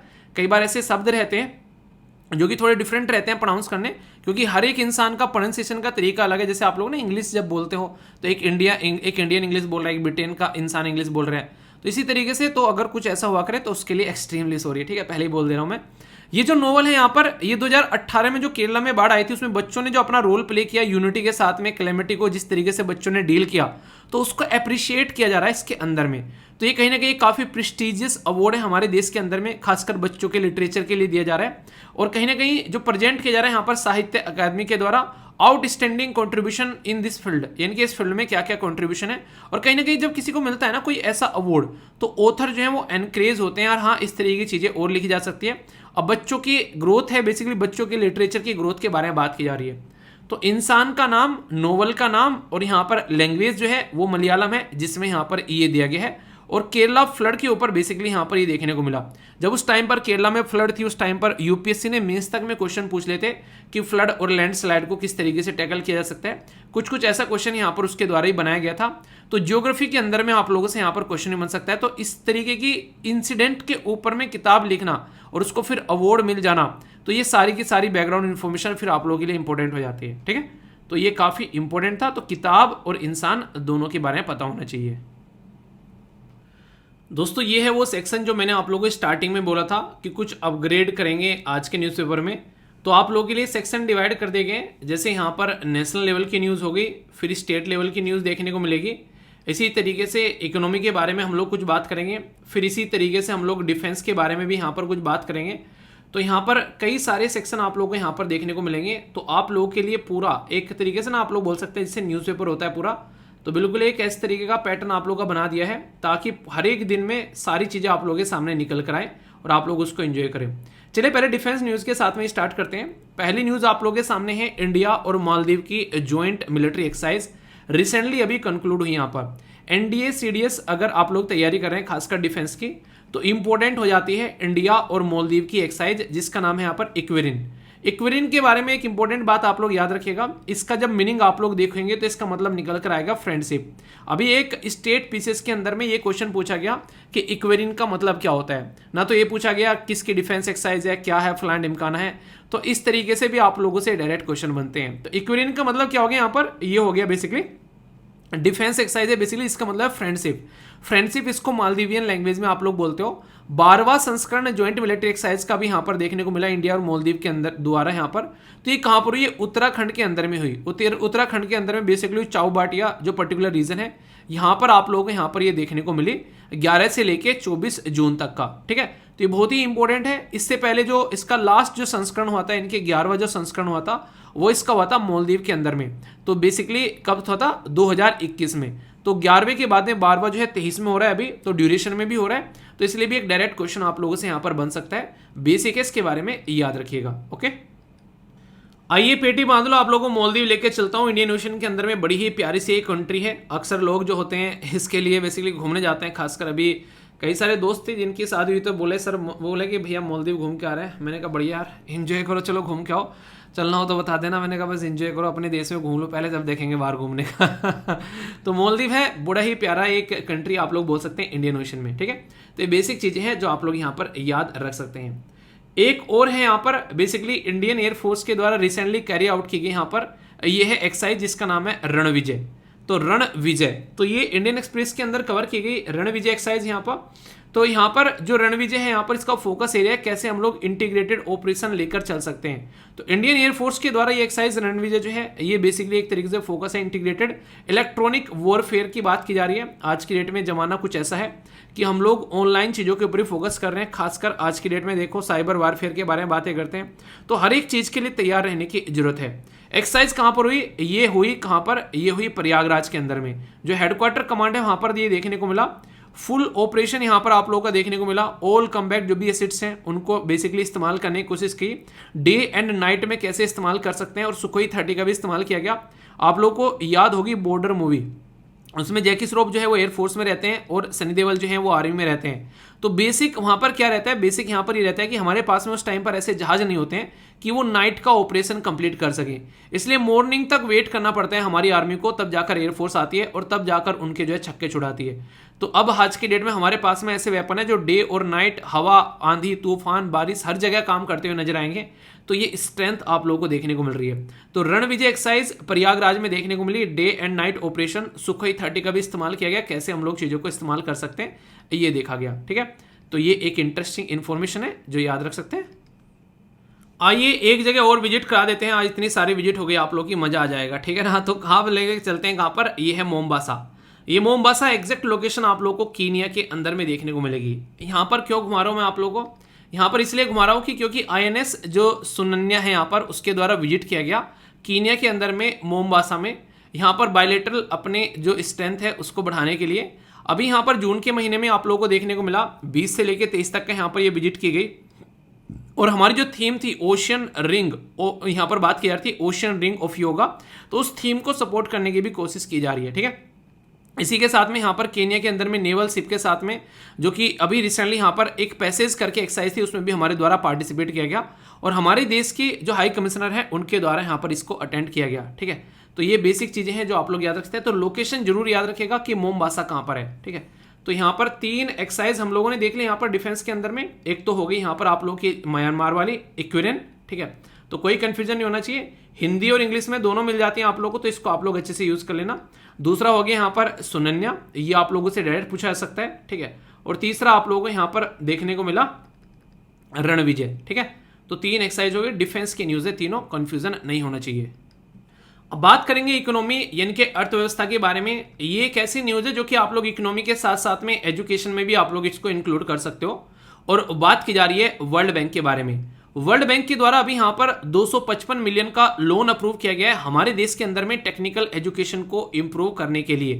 तो देखो यहाँ पर आज के डेट में टेक्नोलॉजी जो है वो सब जगह आप लोगों को फैलती हुई नजर आएगी, तो कहीं ना कहीं वर्ल्ड बैंक जो है इसमें काफी बड़ा रोल प्ले करता हुआ नजर आ रहा है। तो यहाँ पर 255 मिलियन टेक्निकल एजुकेशन जो यहाँ पर दी जाएगी, इससे एक्सपेंड करेगा जॉब प्रोस्पेक्ट भी हमारे देश के अंदर में, जॉब भी यहाँ पर बढ़ती हुई नजर आएगी। और सबसे बड़ी बात क्या है, 275 जो गवर्नमेंट के रन टेक्निकल इंस्टीट्यूट हैं उसमें लगभग 3 लाख के करीब आप लोग स्टूडेंट जो हैं वो इसका फायदा उठाते हुए यहाँ पर नजर आएंगे नेक्स्ट 5 ईयर तक। प्रोजेक्ट का एम ये है कि कैसे हम लोग रिसर्च को बढ़ा सकते हैं, कैसे एंटरप्रेन्योरशिप बढ़ा सकते हैं और कैसे इनोवेशन ला सकते हैं अपने गवर्नमेंट जो भी गवर्नेंस के अंदर में और टेक्निकल इंस्टीट्यूशन के अंदर में। तो एक अच्छी अप्रिशिएट करने लायक यहाँ पर ये चीज़ है। तो वर्ल्ड बैंक एक ऐसा इंस्टीट्यूट है जो कि यहाँ पर इस पर्टिकुलर फील्ड में हमारी हेल्प कर रहा है, ठीक है। अभी थोड़ा सा होमवर्क है आप लोगों के लिए, वर्ल्ड बैंक के बारे में थोड़ा जाकर पढ़िएगा, कहाँ पर इसका हेडक्वार्टर है, कौन आज की डेट में इसके मुखिया है, क्योंकि रिसेंटली अभी न्यूज़ में भी था। और एक आदि इसकी रिपोर्ट का नाम भी आप लोग बताइएगा, कई बार डिस्कस कर चुके हैं, फिर किस दिन टाइम लगेगा, फिर एक बार को नहीं कहते हाथ फेर देंगे इसके ऊपर, ठीक है। तो याद रखना। नेक्स्ट ये इकोनॉमी की न्यूज़ काफ़ी इंटरेस्टिंग और इंपॉर्टेंट है, बात की जा रही है मीसो एनपीसीआई। ये 2 इंडियन फर्म जो है ये टाइम्स 100 मोस्ट इन्फ्लुएंस कंपनीज में 2023 में लिस्ट की गई हैं। तो यहां से डायरेक्ट क्वेश्चन आप लोगों के लिए बन सकता है, याद रखिएगा मीसो और एनपीसीआई फीचर की गई हैं टाइम्स 100 मोस्ट इन्फ्लुएंस कंपनी। तो मीशो और एनपीसीआई जो है, खासकर अगर बात करें अभी रिसेंटली काफ़ी लार्ज स्केल पर लोगों के द्वारा डाउनलोड किए गए इसके, ठीक है। जैसे बहुत सारे बच्चे एसएलवी का ऐप डाउनलोड कर रहे हैं, अभी 50,000 क्रॉस करने वाला है जल्दी, ठीक है। तो काफ़ी अच्छा लगता है जितना प्यार आप लोग दिखा रहे हो, और 4.9 की रेटिंग के साथ में वो भी। तो सैल्यूट है यार, जिस तरीके से आप मतलब एक तरीके से मतलब पॉजिटिव रेस्पॉन्स दे रहे हो, तो इससे मोटिवेशन मिलता है काम को आगे करने का। तो इसके लिए थैंक्स डियर। अपना फीडबैक जरूर दिया करो जब भी कुछ आप लोग देखा करो। ये मैं ये नहीं कह रहा हूँ यहीं पर ही देना है, किसी भी चैनल पर किसी भी एप्लीकेशन पर आप लोग जाते हो, अगर आप लोगों को चीज़ें अच्छी लगती है तो उसको अप्रिशिएट किया करो। इससे इंसान को काम करने की और हिम्मत मिलती है, ठीक है। और अप्रिशिएशन में कोई टैक्स भी नहीं लगता, आराम से किया जा सकता है कि नहीं। यहाँ पर बात की जा रही है इसी के साथ में जो मीशो है ये काफ़ी इंपॉर्टेंट है कि कौन कौन यूज़ करता है ये ऐप, ये बताइए। एनपीसीआई तो ऐसा बन चुका है आज के डेट में, इसने नाक में दम कर दिया है। जो डेबिट कार्ड और क्रेडिट कार्ड होते हैं लोगों ने उनको यूज़ करना बंद कर दिया है, वो आज की डेट में पॉकेट से निकलते नहीं। पता नहीं कब मैंने एटीएम जो है वो इसका इस्तेमाल किया था। आज के डेट में सारे का सारा जो पेमेंट होता है वो यहीं से ही होता है, ठीक है। तो ये आप लोग समझ सकते हैं हमारे देश के अंदर 52% जो इंडियन डिजिटल पेमेंट है वो यहाँ पर इसी से हुए। तो इसकी वजह से जो दूसरी कंपनी है वो रो रही है कि भाई साहब क्या करें, हमको कोई यूज़ ही नहीं कर रहा है। तो ये कंडीशन आप लोगों के सामने यहाँ पर देख सकते हैं, ठीक है। अच्छा, अगर आप लोगों को काम करने का मौका दिया जाए तो कौन से ऐसी कंपनी होगी जहाँ पर आप लोग सबसे इंजॉय के साथ में काम करोगे, ठीक है। अब ये मत बोलना कि सर एसएलवी के साथ में काम करना है। एसएलवी की भी टीम जो है देखो यार, बहुत सारे मेंबर जुड़ रहे हैं अभी। अगर कोई ऐसा टैलेंट है, एक बच्चा क्या बोलूँ, बेसिकली एक टीचर हैं, अभी उन्होंने पढ़ाना स्टार्ट किया है। तो यार देखो, अब अगर कोई टैलेंट है ना तो थोड़ा सा उसका डेमो जरूर दिया करो, ताकि अगर मेरे से कोई पूछे यार कोई टीचर है क्या इस पर्टिकुलर सब्जेक्ट का, मैं उसको रिकमेंड कर सकूं। कोई टैलेंट है अगर आपके साथ में तो थोड़ा सा उसको ना अपना डेमो जरूर दिया करो, ठीक है, ताकि मैं सेटिस्फाई हो सकूं। अगर किसी को कहीं रिकमेंड करना है तो रिकमेंड कर सकूं। तो एक छोटी सी रिक्वेस्ट है आप लोगों से, ठीक है। ऐसे ही नहीं कि बस ऐसे ही बस भेज दिया, हाँ ठीक है काम करना है। ऐसे कौन काम देगा यार आज की डेट में, आप खुद सोचो। मुझे जरूरत है काम की, मुझे काम दे दो, इस तरीके से कोई काम नहीं देगा। पहले आप लोग ये बोलो कि मेरे अंदर ये टैलेंट है, ये काम कर सकते हैं, इसलिए मुझे काम दे दो, ठीक है। ये एक्सपीरियंस है इसलिए मुझे काम दे दो। जरूरत किसको नहीं है यार आज की डेट में काम की, आप लोग खुद बताओ। जरूरत के बेस पर काम नहीं मिलेगा कभी भी, ये बात ध्यान रखना। थोड़ा सा कड़वी लग सकती है सुनने में।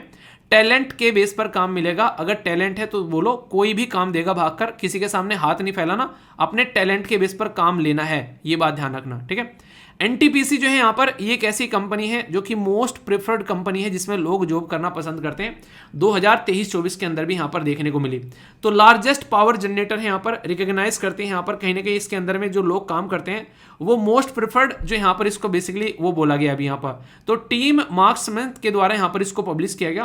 तो एनटीपीसी यहाँ पर टॉप पर है, क्योंकि जिस तरीके से इसके अंदर लोग काम करते हैं, जिस तरीके से यहाँ पर उनको फैसिलिटीज़ मिलती हैं, उनको एक्सपीरियंस मिलता है, सेफ्टी मिलती है, ट्रस्ट मिलता है, वो सारी की सारी चीज़ें आप लोगों को एनटीपीसी में देखने को मिलती है।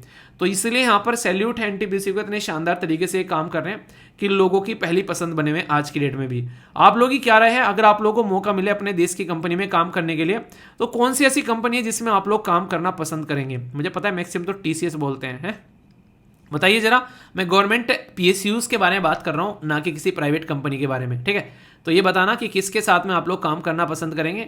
डिफेंस के साथ में भी है जैसे यहाँ पर हो गया, या पावर के साथ में, मतलब किस सेक्टर के साथ में काम करना पसंद करेंगे, बताना जरूर। तो ये थी हमारी इकोनॉमी की न्यूज़, जिसमें हम लोगों ने वर्ल्ड बैंक वाली देख ली यहाँ पर, और ये हमारी हो गई बेसिकली एनपीसीआई वाली, और यहाँ पर हमारी हो गई है ये बेसिकली एनटीपीसी वाली। तो 3 न्यूज़ हम लोगों ने यहाँ पर इसमें बेसिकली इकोनॉमी वाले सेक्शन में देखी आज। आगे बात करते हैं स्टेट वाले सेक्शन के बारे में। यहाँ पर इंडियन एक्सप्रेस के द्वारा बोला गया कि फर्स्ट अंडर वाटर टनल जो है वो कंस्ट्रक्ट किया गया यहाँ पर नुमालीगढ़, और इसी के साथ में बेसिकली गोहपुर। ये 6000 करोड़ का इन्वेस्टमेंट करके यहाँ पर बनाया गया। कहाँ पर? ये बेसिकली आसाम के अंदर में आप लोगों को यहाँ पर देखने को मिल रहा है, नॉर्थ ईस्ट में। तो आसाम गवर्नमेंट के द्वारा बिल्ड किया जा रहा है फर्स्ट अंडर वाटर टनल, जो कि यहाँ पर एक अच्छी कनेक्टिविटी बनाएगा। तो इसके चलते यहाँ पर अभी रिसेंटली इसको अनाउंसमेंट किया गया है, ठीक है। तो ये आने वाले टाइम में आप लोगों को देखने को मिलेगा, इसके टेंडर निकलेंगे, इसके बाद में फिर चीजें आगे बढ़ेंगी। आखिर कौन सी रिवर है आसाम के अंदर में जहां पर इस तरह के टनल बनाए जा रहे हैं? तो ब्रह्मपुत्रा रिवर है, ये आप लोग यहाँ पर याद रखिएगा। तो यहाँ पर जो चीफ मिनिस्टर साहब हैं उनके द्वारा अनाउंस किया गया। तो ये टनल बेसिकली 2 एरिया को कनेक्ट करता हुआ आप लोगों को यहाँ पर नजर आएगा। फायदे बहुत सारे देखने को मिलते हैं, जब भी कोई ऐसा टनल बनाया जाता है तो टाइम जो है वो काफी बच जाता है। कई बार कई सारी प्रॉब्लम देखने को मिलती हैं, तो उनका सोल्यूशन निकल जाता है, खासकर चीजों को आसानी से एक जगह से दूसरी जगह पर भी पहुंचाया जा सकता है, ठीक है। नेक्स्ट यहाँ पर स्टेट की न्यूज है। यूपी गवर्नमेंट के द्वारा ऑफर किया गया grant for buying the indigenous cow from other state, यानी कि दूसरे स्टेट से भी इंडिजिनस काउ खरीदने की बात की जा रही है योगी आदित्यनाथ साहब के द्वारा। तो योगी जी जो है यहाँ पर इसके द्वारा 40,000 जो 40,000 रुपए की बात की जा रही है, ग्रांट दिए जाएंगे 40,000 रुपए on the purchase of indigenous cow. तो यूपी गवर्नमेंट जो अनाउंस कर रही है ऑफर करने के लिए इंसेंटिव दिया जाएगा बेसिकली। तो यहाँ पर बेसिकली जो नंद बाबा मिल्क मिशन है वो ऑफर कर रहा है 40,000 रुपए purpose for the indigenous cow अगर अदर स्टेट से यहाँ पर आते हैं।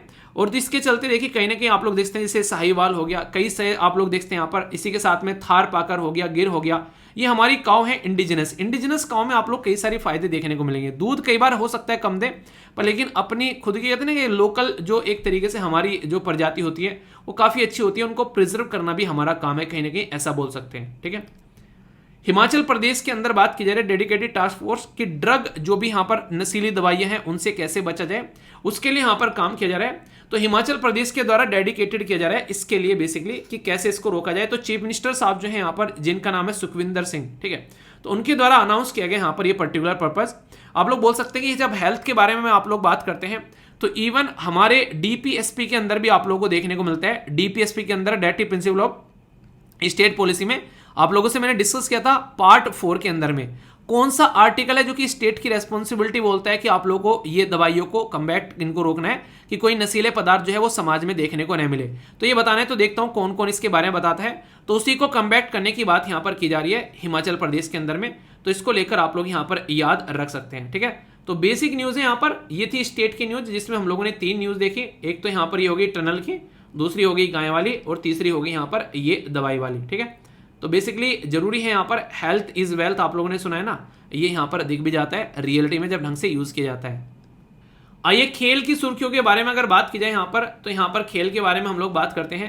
तो बात की जा रही है यहाँ पर मैक्स, जिनका नाम है यहाँ पर विस्तरप्पन, ये इक्वल आए यहाँ पर, जिनका नाम है यहाँ पर एस्ट्रोन सेनन। ठीक है, तो रिकॉर्ड 41 जो विन यहाँ पर देखने को मिली, तो एक तरीके से उसके इक्वल यहाँ पर अभी इनकी विन यहाँ पर देखने को मिल रही है। तो शानदार तरीके से जो नहीं एक तरीके से फास्ट गाड़ियाँ चलाई जाती हैं। ठीक है, तो उनके बारे में यहाँ पर बात की जा रही है। तो ये ग्रांड प्रिक होती हैं इस तरीके की जो ये बेसिकली चलाई जाती हैं। तो इनका जो अच्छा खासा यहाँ पर एक तरीके से ये अचीवमेंट आप लोग देखते हैं। तो पर्सन इन न्यूज़ में किस गेम से है उससे रिलेटेड आप लोग याद रख सकते हैं। ठीक है, बाकी रोनाल्डो साहब जो है उनको Guinness book of world report में यहाँ पर आप लोगों को देखने को मिल रहा है फर्स्ट मेल प्लेयर जो कि 200 इंटरनेशनल अपीयरेंस यहाँ पर देखने को मिले। यार ये इंसान ना एक नेक्स्ट लेवल का इंसान है। ठीक है ना, मतलब नहीं कहते कि किसी इंसान को देखना हो कि किस तरीके से अपनी चीज़ों को आगे लेकर चलना है, तो ये मतलब इस लेवल पर आप लोगों को देखने को मिलेगा। अपने काम को इतने हाई प्रेफरेंस के साथ में शायद ही इस पूरी धरती पर कोई करता होगा जितना ये बंदा अपने काम को प्रेफरेंस देता है। और एज कितनी है, 38 है, और आप लोगों को इसकी एज जो देखने को मिलेगी ऐसा लगेगा 27 का है ये बंदा। ठीक है, 27-26 का देखने को मिलता है। पोर्चुगल का बेसिकली आप लोगों को यहाँ पर मतलब सबसे बड़ी बात पता है क्या है, हम लोग जब तक अपने काम से प्यार करना स्टार्ट नहीं करेंगे ना, हम उन चीज़ों को एंजॉय भी नहीं करेंगे।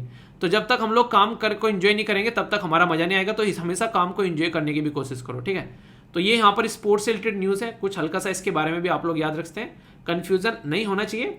बाकी नेशनल लेवल की न्यूज़ है यहाँ पर, इसमें एक न्यूज़ है आप लोगों के सामने, प्राइम मिनिस्टर मोदी साहब जो हैं ये बेसिकली हेलीपोलिस वॉर जो यहाँ पर सेमेट्री है यहाँ पर इनके द्वारा विजिट किया गया कायरो इजिप्ट के अंदर में, जो मैंने आप लोगों से डिस्कस भी किया था यहाँ पर। तो उसके चलते यहाँ पर ट्रिब्यूट दिया गया क्योंकि वर्ल्ड वॉर के फर्स्ट के टाइम के हमारे जो सैनिक हैं यहाँ पर उनकी शहादत की यहाँ पर बेसिकली आप लोग देखते हैं कि समाधियाँ बनी हुई हैं। इसी के साथ में जो अल हकीम मोस्क है वो मैंने आप लोगों को दिखाई थी, तो वहाँ पर भी विजिट किया गया। ठीक है, तो ये इंपॉर्टेंट विजिट है हमारे देश के प्राइम मिनिस्टर की, तो ये आप लोग याद रखते हैं। क्वेश्चन कई बार बन जाते हैं, कंफ्यूजन आप लोगों को नहीं होना चाहिए। तो हर तरीके से ये बेसिक इंफॉर्मेशन मैंने आप लोगों के साथ में शेयर की। आइए यहाँ पर कुछ क्वेश्चन और प्रैक्टिस कर लेते हैं, आप लोग की प्रैक्टिस हो जाएगी अच्छे से, तो चीजों को अच्छे से कंप्लीट कर पाओगे। कपिलेश्वर टेंपल के बारे में बात की जा रही है, ये आर्कियोलॉजिकल सर्वे ऑफ इंडिया के द्वारा एक प्रोटेक्टेड मोन्यूमेंट है, इसके बारे में बताइए। उत्तराखंड, उत्तर प्रदेश, उड़ीसा या फिर तमिलनाडु कहां पर आप लोगों को देखने को मिलता है ये बताना है। ठीक है, नेक्स्ट क्वेश्चन है कौन सा इंस्टीट्यूट जो है उसके द्वारा रिलीज किया गया टर्निंग ऑफ टैप, यहाँ पर how the world can and the plastic pollution, ये रिपोर्ट के बारे में बात की जा रही है। IPCC, WMO, UNEP या फिर GAHP, सही आंसर क्या है ये आप लोग को बताना है। नेक्स्ट बात की जा रही है कि विच सिटी होस्ट, ये बात की जा रही है लोगसिम के बारे में। 2030 नेशनल लॉजिस्टिक जो मैनेजमेंट सेमिनार के बारे में बात की जा रही है, न्यू दिल्ली, बेंगलुरु, नागपुर या फिर गांधीनगर, तो सही आंसर यहाँ पर क्या है। इसी के साथ में वर्ल्ड टेलीकॉम डे जो है ये ऑब्जर्व किया जाता है 14, 15, 16, 17। वनडे टाइप एग्जाम में अक्सर क्वेश्चन पूछ ले जाते हैं आप लोगों से। सी सेट प्रैक्टिस का एक क्वेश्चन है यहाँ पर, इसको आप लोग अच्छे से देखिएगा। और यूपीएससी में देखिए सी सेट की क्लास है वो आप लोग को 11:15 पर आप लोगों को नजर आएगी, उसको आप लोग जरूर अटेंड करिए, खासकर जिसका सी सेट वीक है। कई सारे बच्चे बोलेंगे सर सी सेट को वीकेंड में कर दीजिए, इसको यार मतलब वीकेंड में वैसे किया जा सकता है अगर आप लोग बोलोगे, पर लेकिन मैं चाह रहा था कि ऐसे ही चलती रहती, वीकेंड में भी किया जा सकता है, 2-2 घंटे क्लास लगा दी जाए, ठीक है, तो उसमें भी काम चल जाएगा। बाकी आप लोग बताइएगा, जैसे भी कहेंगे ऐसे कर देंगे, टेंशन नहीं लिया करते, ठीक है, जैसा कहोगे ऐसे कर लेंगे। आंसर दीजिए आप लोग। यहाँ पर बात की जा रही है कांजी वेटलैंड के अंदर में, ठीक है, कांजी वेटलैंड आप लोगों को पंजाब के अंदर में यहाँ पर देखने को मिलेगा। और मुझे ऐसा क्यों लग रहा है, मैंने डिस्कस भी किया था, रामसर साइट का दर्जा दिया गया 2002 में, यहाँ पर ये मैंने डिस्कस किया था। गुरु नानक देव जी के जो इनलाइटनमेंट प्लेस है वहां पर आप लोगों को देखने को मिलेगा, और 1870 में इसको क्रिएट किया गया था, ठीक है। और ये जो ब्यास रिवर है उसकी ट्रिब्यूटरी है बर्न, उसके साथ में कनेक्टेड है यहाँ पर। तो बेसिक इंफॉर्मेशन है, और ऐसे क्वेश्चन आप लोगों से अक्सर स्टेट पीसीएस में भी और एग्जाम में भी बनते हैं, तो मैं नहीं चाहता कि कोई कंफ्यूजन आप लोगों को यहाँ पर इससे रिलेटेड देखने को मिले, ठीक है, तो आंसर जरूर दिया करो। बात की जा रही है कपिलेश्वर टेम्पल के बारे में, तो ये उड़ीसा में आप लोगों को देखने को मिलेगा, ठीक है। तो उड़ीसा के अंदर में आर्कियोलॉजिकल सर्वे ऑफ इंडिया के द्वारा इसको एक तरीके से जो प्रोटेक्टेड मोन्यूमेंट के अंदर में इंक्लूड करने की बात की गई, उसकी वजह से यहाँ पर ये न्यूज में था, ठीक है। टर्निंग ऑफ टैप के बारे में बात की जा रही है, तो यहाँ पर ये यूएनईपी का था, यहाँ पर याद रखिएगा। रिपोर्टेड टर्निंग ऑफ टैप, जो कि यहाँ पर डायरेक्ट क्वेश्चन बन सकता है, रिलीज की गई यूएनईपी के द्वारा। पोल्यूशन को कंट्रोल करना है खासकर 80% 2040 तक का, तो देखते हैं टारगेट अचीव होता है या फिर नहीं, ठीक है।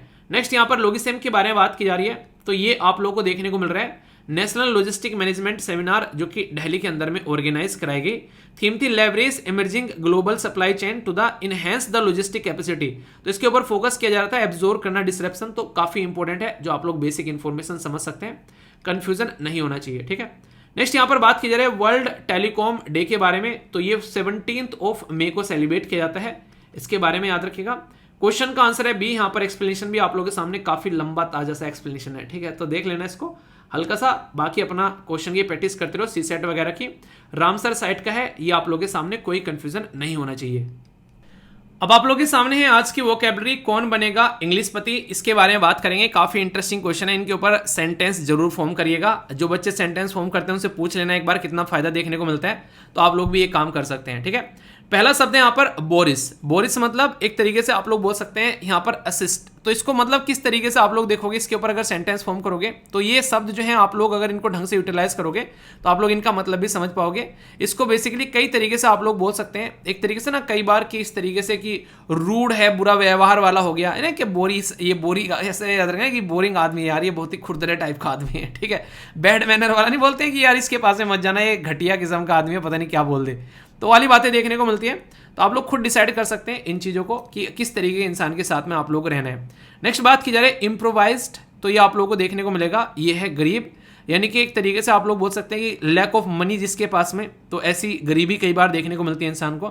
नेक्स्ट रेनेसांस, ये होता है नवयुग, एक नए जीवन की शुरुआत करना, ठीक है। एक तरीके से कई बार ना जिंदगी में यार हम लोग टेंशन में रहते हैं, कई बार फ्रस्ट्रेट होते हैं, कई सारी चीजें देखने को मिलती हैं, फिर से लगता है कि एक नए युग की स्टार्ट करनी चाहिए, यानी कि युग बदला बदला हिंदुस्तान, तो वो वाली बातें आप लोगों को देखने को मिलेगी, ठीक है। नेक्स्ट बात की जा रही है यहाँ पर नोजी डाइव के बारे में, तो ये है बेसिकली पतन बोलते हैं इसको, किसी चीज का खत्म होना, डूब जाना, ठीक है।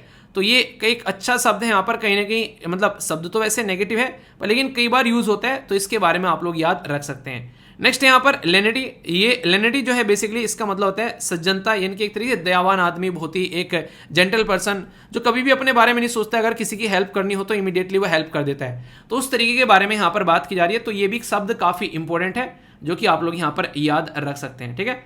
तो बेसिक इन्फॉर्मेशन है यार, कई बार आप लोगों से क्वेश्चन पूछे आते हैं, तो माइंड में कोई भी डाउट नहीं होना चाहिए। और जो भी ईपीएफओ का पेपर देने जा रहा है, शानदार तरीके से पेपर देकर आना, कोई भी मन में डाउट या समस्या मत रखना, अच्छे से अपना ध्यान रखना, पेपर के अंदर में अपना पानी वानी की बोतल लेकर अपनी रखना, ताकि कोई भी दिक्कत देखने को न मिले। बीच बीच में पानी की सिप लेते रहना यार, तो अच्छे से चीज़ें आप लोगों को कंप्लीट हो पाएगी। मतलब चीज़ों को अच्छे से लेकर चलिए ताकि कोई भी प्रॉब्लम समस्या आप लोगों को देखने को न मिले, ठीक है। तो आज का डिस्कशन कैसा लगा फीडबैक जरूर देना। बाकी सही टाइम पर पहुंच जाना 5 बजे क्विज अटेम्प्ट करने के लिए, और अच्छे से अपना रिवीजन कर लेना सारी चीज़ें। और इसी के साथ में क्लास जो होने वाली है, आज आप लोग की पॉलिटी देखने को मिलेगी, फिर उसी के साथ में सीसेट देखने को मिलेगी, और इवनिंग में आप लोग की जो इकोनॉमी चल रही है उसको आप लोग एंजॉय कर सकते हैं अच्छे से। ठीक है, कोई डाउट हो तो बता दिया करो किसी भी तरीके से, फिर उसको दूर किया जाएगा। ठीक है, टेस्ट सीरीज स्टार्ट होगी, उसके बारे में जल्दी अपडेट करूंगा, टेंशन मत लेना।